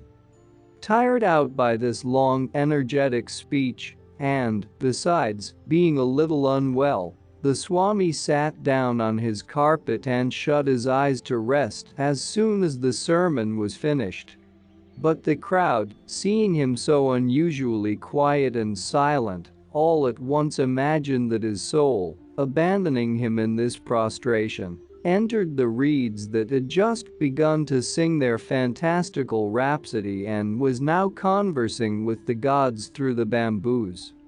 Many a pious man in this gathering, anxious to show the teacher in what fullness they grasped his teaching and how deep was their respect for him personally, knelt down before the singing reeds and performed a most ardent puja. What did the Swami say to that? He did not say anything. Your question shows that you don't know our Swami yet, laughed the Babu. He simply jumped to his feet and, uprooting the first sacred reed on his way, gave such a lively European bakshish, thrashing, to the pious puja makers that they instantly took to their heels. The Swami ran after them for a whole mile, giving it hot to everyone in his way. He is wonderfully strong as our Swami, and no friend to useless talk, I can tell you. But it seems to me, said the colonel, that is not the right way to convert crowds. Dispersing and frightening is not converting. Not a bit of it. The masses of our nation require peculiar treatment. Let me tell you the end of the story. Disappointed with the effect of his teachings on the inhabitants of Dehradun, Dayanand Saraswati went to Patna, some 35 or 40 miles from there. And before he had even rested from the fatigues of his journey, He had to receive a deputation from Dehradun, who on their knees entreated him to come back. The leaders of this deputation had their backs covered with bruises made by the bamboo of the Swami. They brought him back with no end of pomp, mounting him on an elephant and spreading flowers all along the road. Once in Dehradun, he immediately proceeded to found a Samaj, a society as you would say, and the Dehradun area Samaj now counts at least 200 members who have renounced idol worship and superstition forever. I was present, said Mulji, 2 years ago in Benares, when Dayanand broke to pieces about 100 idols in the bazaar, and the same stick served him to beat a Brahmin with. He caught the latter in the hollow idol of a huge Shiva. The Brahmin was quietly sitting there talking to the devotees in the name, and so to speak, with the voice of Shiva, and asking money for a new suit of clothes the idol wanted. Is it possible the Swami had not to pay for this new achievement of his? Oh, yes. The Brahmin dragged him into a law court, but the judge had to pronounce the Swami in the right because of the crowd of sympathizers and defenders who followed the Swami. But still he had to pay for all the idols he had broken. So far so good, but the Brahmin died of cholera that very night, and of course, the opposers of the reform said his death was brought on by the sorcery of Dayanand Saraswati. This vexed us all a good deal. Now, Narayan, it is your turn, said I. Have you no story to tell us about the Swami? And do you not look up to him as to your guru? I have only one guru and only one God on earth, as in heaven, answered Narayan, and I saw that he was very unwilling to speak. And while I live, I shall not desert them. I know who is his guru and his God. Thoughtlessly exclaimed the quick-tongued Babu. It is the Thakur Sahib. In his person both coincide in the eyes of Narayan. You ought to be ashamed to talk such nonsense, Babu, coldly remarked Gulab Singh. I do not think myself worthy of being anybody's guru. As to my being a god, the mere words are a blasphemy, and I must ask you not to repeat them. Here we are. Added he more cheerfully, pointing to the carpet spread by the servants on the shore, and evidently desirous of changing the topic. Let us sit down. We arrived at a small glade some distance from the bamboo forest. The sounds of the magic orchestra reached us still, but considerably weakened, and only from time to time. We sat to the windward of the reeds, and so the harmonic rustle we heard was exactly like the low tones of an Aeolian harp, and had nothing disagreeable in it. On the contrary, the distant murmur only added to the beauty of the whole scene around us. We sat down, and only then I realized how tired and sleepy I was, and no wonder, after being on foot since 4 in the morning, and after all that had happened to me on this memorable day. The gentleman went on talking, and I soon became so absorbed in my thoughts that their conversation reached me only in fragments. Wake up, repeated the colonel, shaking me by the hand. The Thakur says that sleeping in the moonlight will do you harm. I was not asleep, I was simply thinking, though exhausted and sleepy. But wholly under the charm of this enchanting night, I could not shake off my drowsiness, and did not answer the colonel. Wake up, for God's sake. Think of what you are risking. Continued the colonel. Wake up and look at the landscape before us, at this wonderful moon. Have you ever seen anything to equal this magnificent panorama? I looked up, and the familiar lines of Pushkin about the golden moon of Spain flashed into my mind. And indeed this was a golden moon. At this moment she irradiated rivers of golden light, poured forth liquid gold into the tossing lake at our feet, and sprinkled with golden dust every blade of grass, every pebble, as far as the eye could reach, all round us. Her disk of silvery yellow swiftly glided upward amongst the big stars, on their dark blue ground. Many a moonlit night have I seen in India, but every time the impression was new and unexpected. It is no use trying to describe these féerique pictures. They cannot be represented either in words or in colors on canvas. They can only be felt, so fugitive is their grandeur and beauty. In Europe, even in the south, the full moon eclipse is the largest and most brilliant of the stars, so that hardly any can be seen for a considerable distance round her. In India it is quite the contrary. She looks like a huge pearl surrounded by diamonds, rolling on a blue velvet ground. Her light is so intense that one can read a letter written in small handwriting. One even can perceive the different greens of the trees and bushes, a thing unheard of in Europe. The effect of the moon is especially charming on tall palm trees. From the first moment of her appearance her rays glide over the tree downwards, beginning with the feathery crests, then lighting up the scales of the trunk, and descending lower and lower till the whole palm is literally bathing in a sea of light. Without any metaphor, the surface of the leaves seems to tremble in liquid silver all the night long, whereas their undersurfaces seem blacker and softer than black velvet. But woe to the thoughtless novice, woe to the mortal who gazes at the Indian moon with his head uncovered. It is very dangerous not only to sleep under, but even to gaze at the chaste Indian Diana. Fits of epilepsy, madness and death are the punishments wrought by her treacherous arrows on the modern Acteon, who dares to contemplate the cruel daughter of Latona in her full beauty. The Hindus never go out in the moonlight without their turbans or pagras. Even our invulnerable Babu always wore a kind of white cap during the night. As soon as the Reeds concert reaches its height and the inhabitants of the neighborhood hear the distant voices of the gods, whole villages flock together to the bank of the lake, light bonfires, and perform their pujas. The fires lit up one after the other, and the black silhouettes of the worshippers moved about on the opposite shore.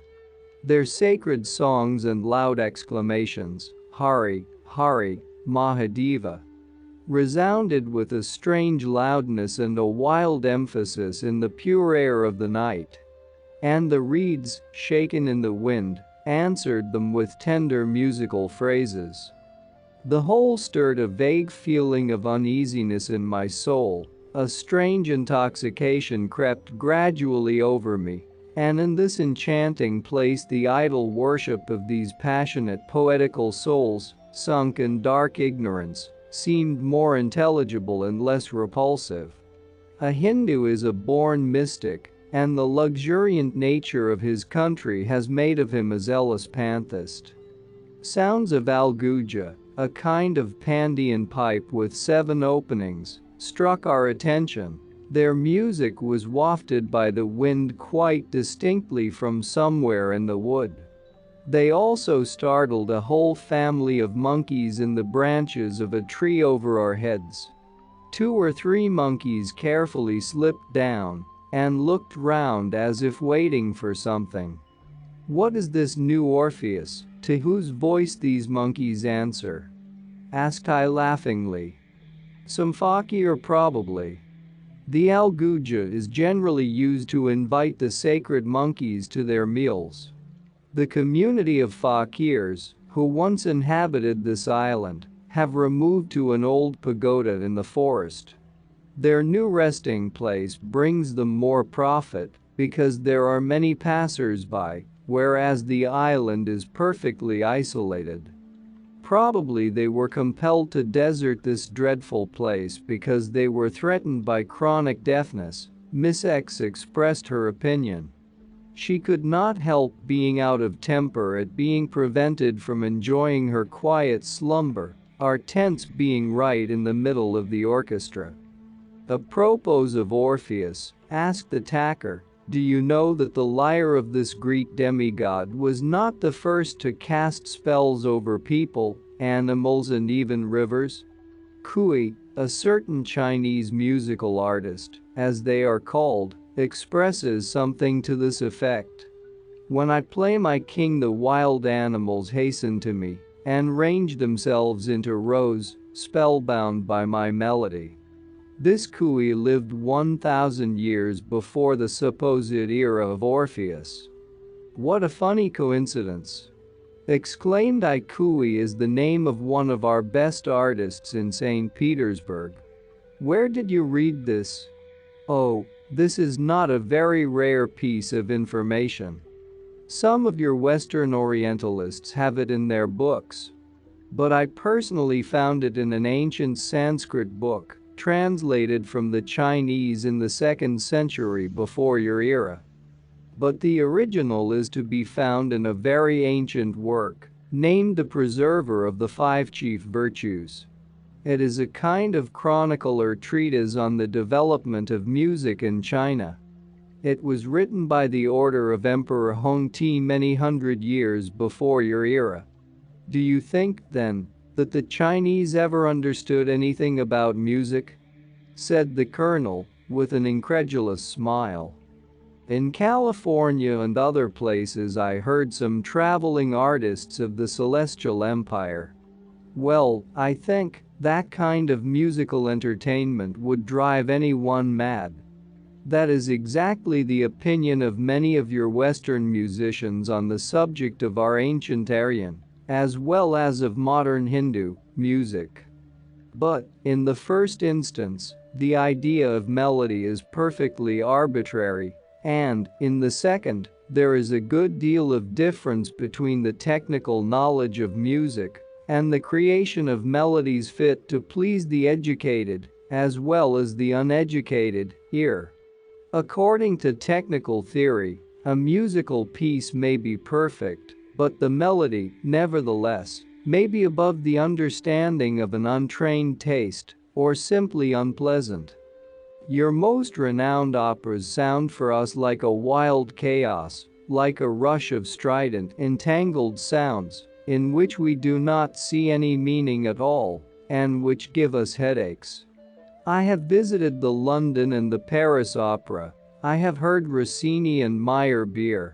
I was resolved to render myself an account of my impressions and listened with the greatest attention. But I own I prefer the simplest of our native melodies to the productions of the best European composers. Our popular songs speak to me, whereas they fail to produce any emotion in you. But leaving the tunes and songs out of question, I can assure you that our ancestors, as well as the ancestors of the Chinese, were far from inferior to the modern Europeans, if not in technical instrumentation, at least in their abstract notions of music. The Aryan nations of antiquity, perhaps, but I hardly believe this in the case of the Turanian Chinese. Said our president doubtfully. But the music of nature has been everywhere the first step to the music of art. This is a universal rule. But there are different ways of following it. Our musical system is the greatest art, if pardon me this seeming paradox, avoiding all artificiality is art.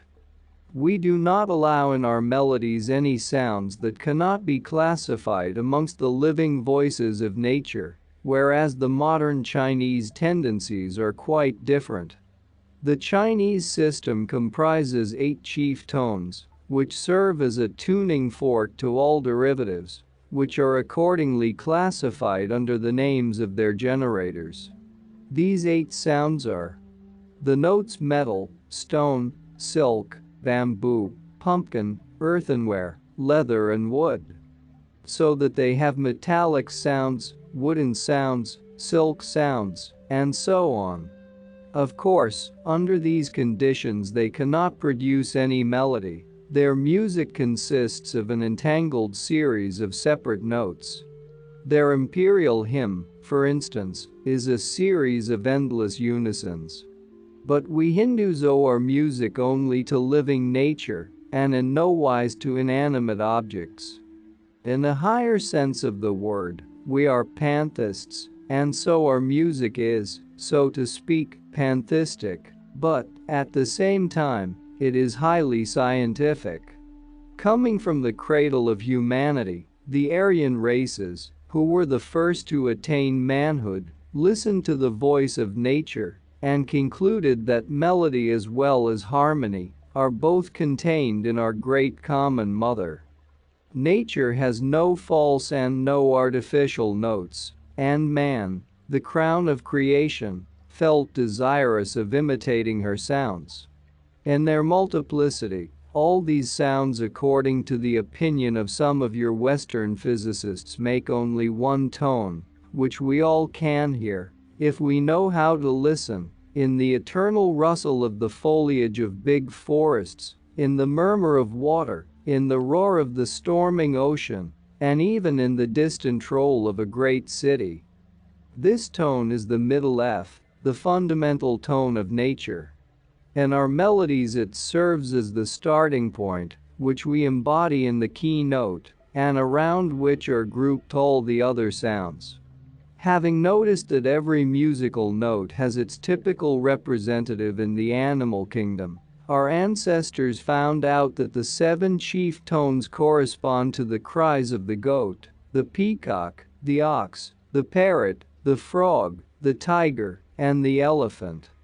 So the octave was discovered and founded. As to its subdivisions and measure, they also found their basis in the complicated sounds of the same animals.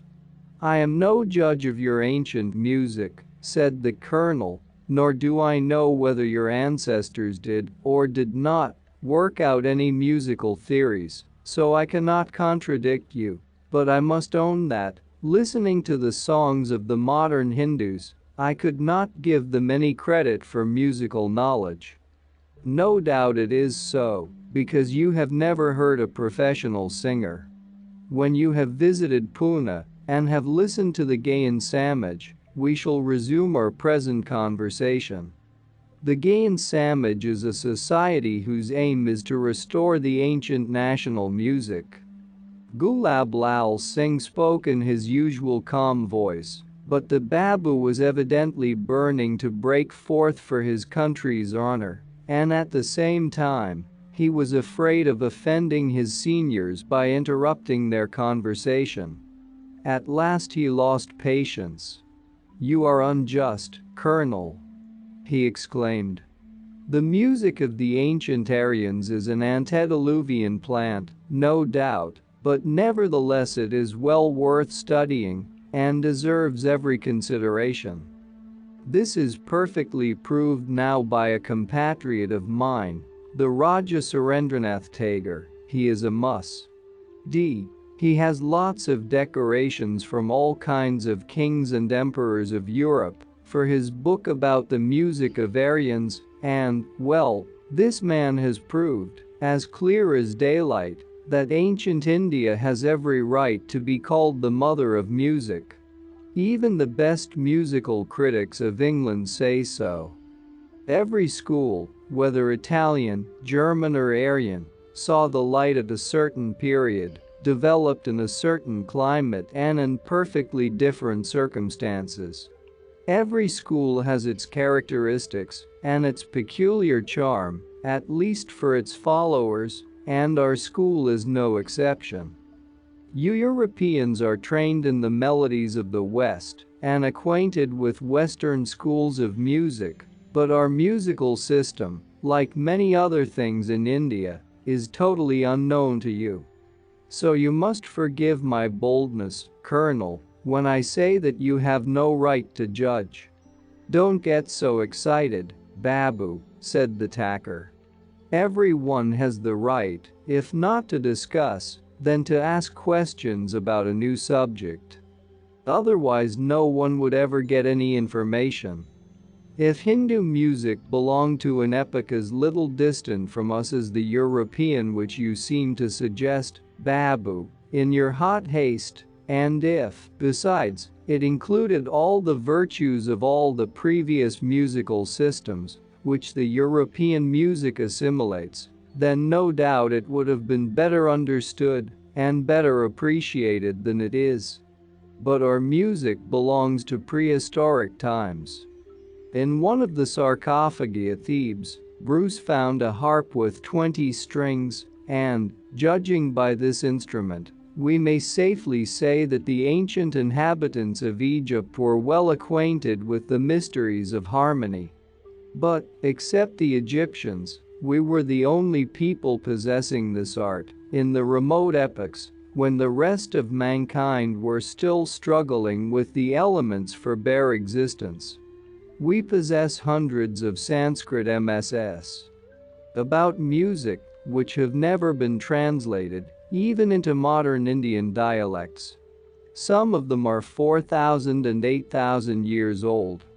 Whatever your Orientalists may say to the contrary, we will persist in believing in their antiquity, because we have read and studied them, while the European scientists have never yet set their eyes on them. There are many of these musical treatises, and they have been written at different epochs, but they all, without exception, show that in India music was known and systematized in times when the modern civilized nations of Europe still lived like savages. However true, all this does not give us the right to grow indignant when Europeans say they do not like our music, as long as their ears are not accustomed to it, and their minds cannot understand its spirit. To a certain extent we can explain to you its technical character and give you a right idea of it as a science. But nobody can create in you, in a moment, what the Aryans used to call Rakti, the capacity of the human soul to receive and be moved by the combinations of the various sounds of nature. This capacity is the alpha and omega of our musical system, but you do not possess it, as we do not possess the possibility to fall into raptures over Bellini. But why should it be so? What are these mysterious virtues of your music that can be understood only by yourselves? Our skins are of different colors, but our organic mechanism is the same. In other words, the physiological combination of bones, blood, nerves, veins and muscles, which forms a Hindu, has as many parts, combined exactly after the same model as the living mechanism known under the name of an American, Englishman, or any other European. They come into the world from the same workshop of nature, they have the same beginning and the same end. From a physiological point of view, we are duplicates of each other. Physiologically, yes. And it would be as true psychologically if education did not interfere, which, after all is said and done, could not but influence the mental and the moral direction taken by a human being.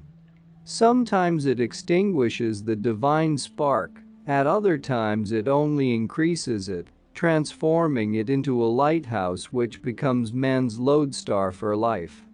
No doubt this is so. But the influence it has over the physiology of the ear cannot be so overpowering after all. Quite the contrary. Only remember what a strong influence climatic conditions, food and everyday surroundings have on the complexion, vitality, capacity for reproduction, and so on, and you will see that you are mistaken.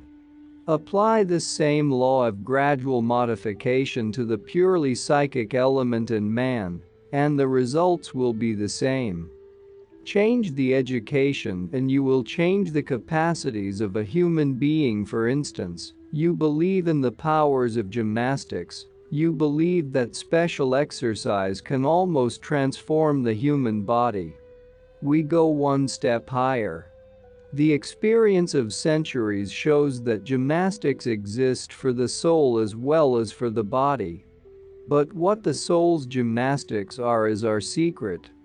What is it that gives to the sailor the sight of an eagle, that endows the acrobat with the skill of a monkey, and the wrestler with muscles of iron? Practice and habit. Then why should not we suppose the same possibilities in the soul of the man as well as in his body? Perhaps on the grounds of modern science, which either dispenses with the soul altogether or does not acknowledge in it a life distinct from the life of the body. Please do not speak in this way, Tacker. You, at least, ought to know that I believe in the soul and in its immortality. We believe in the immortality of spirit, not of soul, following the triple division of body, soul and spirit. However, this has nothing to do with the present discussion. And so you agree to the proposition that every dormant possibility of the soul may be led to perfected strength and activity by practice, and also that if not properly used, it may grow numb and even disappear altogether. Nature is so zealous that all her gifts should be used properly, that it is in our power to develop or to kill in our descendants any physical or mental gift. A systematic training or a total disregard will accomplish both in the lifetime of a few generations. Perfectly true, but that does not explain to me the secret charm of your melodies. These are details and particulars. Why should I dwell on them when you must see for yourself that my reasoning gives you the clue, which will solve many similar problems? Centuries have accustomed the ear of a Hindu to be receptive only of certain combinations of atmospheric vibrations, whereas the ear of a European is used to perfectly different combinations. Hence the soul of the former will be enraptured where the soul of the latter will be perfectly indifferent. I hope my explanation has been simple and clear, and I might have ended it here, were it not that I am anxious to give you something better than the feeling of satisfied curiosity. As yet I have solved only the physiological aspect of the secret, which is as easily admitted as the fact that we Hindus eat by the handful spices, which would give you inflammation of the intestines if you happen to swallow a single grain. Our oral nerves, which, at the beginning, were identical with yours, have been changed through different training and became as distinct from yours as our complexion and our stomachs. Add to this that the eyes of the cashmere weavers, men and women, are able to distinguish 300 shades more than the eye of a European, the force of habit, the law of atavism, if you like. But things of this kind practically solve the apparent difficulty. You have come all the way from America to study the Hindus and their religion, but you will never understand the latter if you do not realize how closely all our sciences are related, not to the modern ignorant Brahmanism, of course, but to the philosophy of our primitive Vedic religion. I see. You mean that your music has something to do with the Vedas? Exactly. It has a good deal, almost everything, to do with the Vedas. All the sounds of nature and, in consequence, of music, are directly allied to astronomy and mathematics, that is to say, to the planets, the signs of the zodiac, the sun and moon, and to rotation and numbers. Above all, they depend on the akasha, the ether of space, of the existence of which your scientists have not made perfectly sure as yet. This was the teaching of the ancient Chinese and Egyptians, as well as of ancient Aryans. The doctrine of the music of the spheres first saw the light here in India, and not in Greece or Italy, whither it was brought by Pythagoras after he had studied under the Indian gymnosophists. And most certainly this great philosopher who revealed to the world the heliocentric system before Copernicus and Galileo knew, better than anyone else. How dependent are the least sounds in nature on Akasha and its interrelations? One of the four Vedas, namely, the Sama Veda, entirely consists of hymns. This is a collection of mantrams sung during the sacrifices to the gods, that is to say, to the elements. Our ancient priests were hardly acquainted with the modern methods of chemistry and physics, but, to make up for it, they knew a good deal which has not as yet been thought of by modern scientists.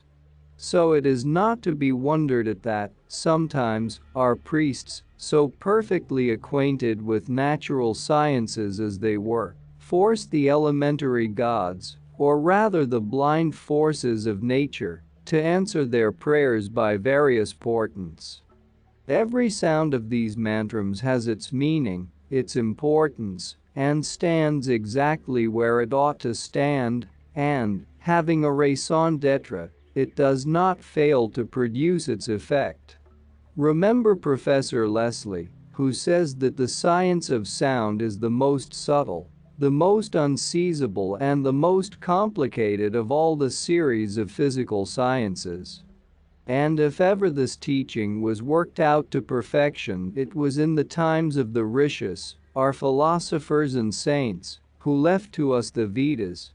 Now, I think I begin to understand the origin of all the mythological fables of the Greek antiquity, thoughtfully said the colonel. The Syrinx of Pan, his pipe of 7 reeds, the fauns, the satyrs, and the lyre of Orpheus himself.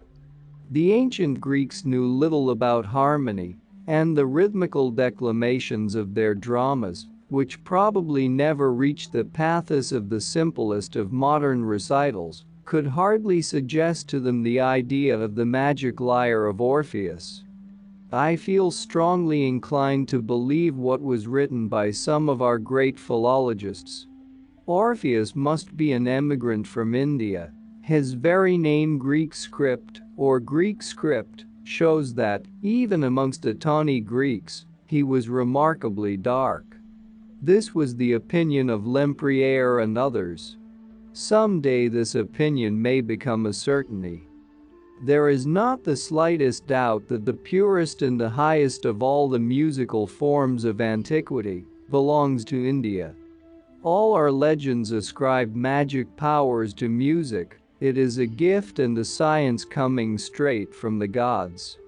As a rule, we ascribe all our arts to divine revelation, but music stands at the head of everything else. The invention of the veena, a kind of lute, belongs to Narada, the son of Brahma. You will probably laugh at me if I tell you that our ancient priests, whose duty it was to sing during the sacrifices, were able to produce phenomena that could not but be considered by the ignorant as signs from supernatural powers, and this, remember, without a shadow of trickery, but simply with the help of their perfect knowledge of nature and certain combinations well known to them. The phenomena produced by the priests and the Raj-yogis are perfectly natural for the initiate, however miraculous they may seem to the masses. But do you really mean that you have no faith whatever in the spirits of the dead? Timidly asked Miss X, who was always ill at ease in the presence of the tacker. With your permission, I have none. And have you no regard for mediums? Still less than for the spirits, my dear lady. I do believe in the existence of many psychic diseases, and, amongst their number, in mediumism, for which we have got a queer-sounding name from time immemorial. We call it Buddha dak, literally a Buddha hostelry. I sincerely pity the real mediums, and do whatever is in my power to help them. As to the charlatans, I despise them, and never lose an opportunity of unmasking them. The witch's den near the dead city suddenly flashed into my mind. The fat Brahmin, who played the oracle in the head of the Sivatherium, caught and rolling down the hole, the witch herself suddenly taking to her heels. And with this recollection also occurred to me what I had never thought of before. Narayan had acted under the orders of the Thakur, doing his best to expose the witch and her ally. The unknown power which possesses the mediums, which the spiritualists believe to be spirits of the dead, while the superstitious see in it the devil, and the skeptics deceit and infamous tricks, true men of science suspect to be a natural force, which has not as yet been discovered. It is, in reality, a terrible power. Those possessed by it are generally weak people, often women and children. Your beloved spiritualists, Miss X, only help the growth of dreadful psychic diseases, but people who know better seek to save them from this force you know nothing whatever about, and it is no use discussing this matter now. I shall only add one word. The real living spirit of a human being is as free as Brahma, and even more than this for us, for, according to our religion and our philosophy, our spirit is Brahma himself, higher than whom there is only the unknowable, the all-pervading, the omnipotent essence of Parabrahm. The living spirit of man cannot be ordered about like the spirits of the spiritualists, it cannot be made a slave of. However, it is getting so late that we had better go to bed. Let us say goodbye for tonight. Gulab Lal Singh would not talk any more that night, but I have gathered from our previous conversations many a point, without which the above conversation would remain obscure.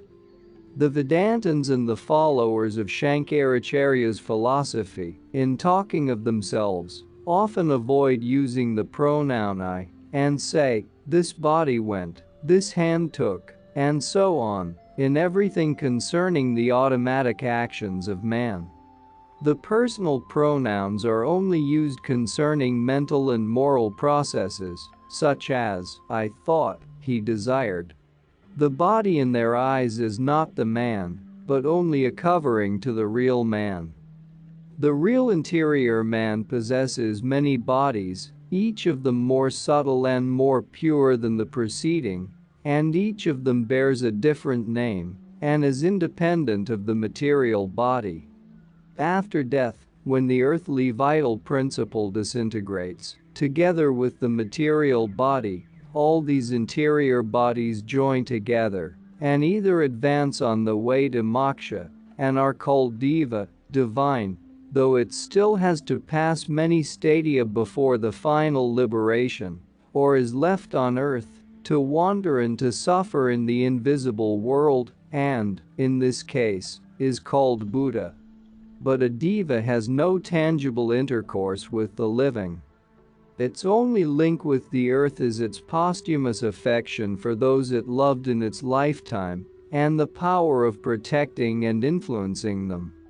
Love outlives every earthly feeling, and a diva can appear to the beloved ones only in their dreams unless it be as an illusion, which cannot last, because the body of a diva undergoes a series of gradual changes from the moment it is freed from its earthly bonds, and, with every change, it grows more intangible, losing every time something of its objective nature.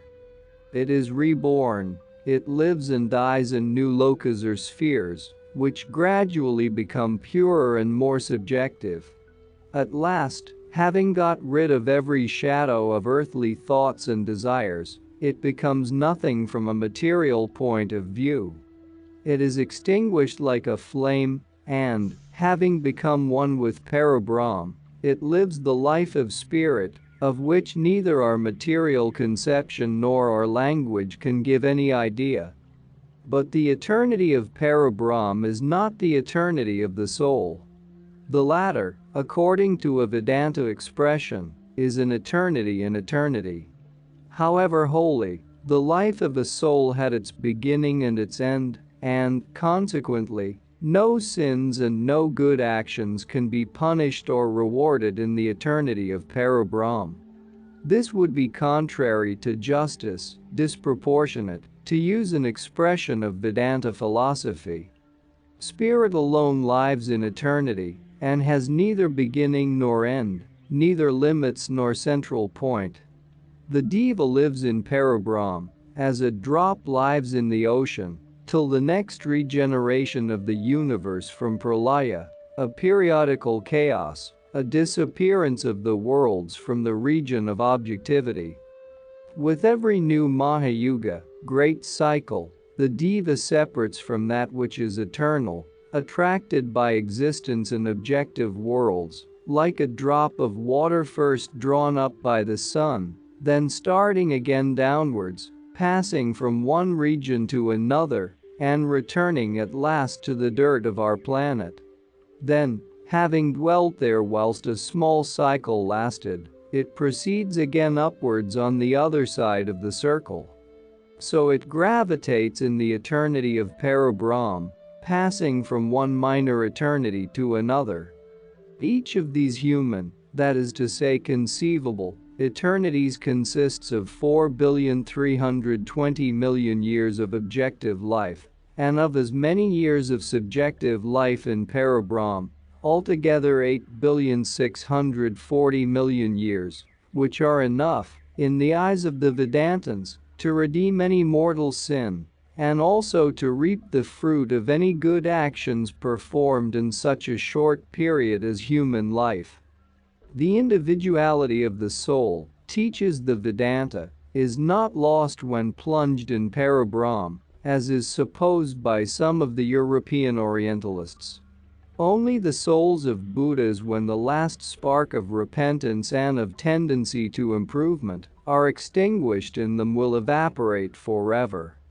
Then their divine spirit, the undying part of them, separates from the soul and returns to its primitive source.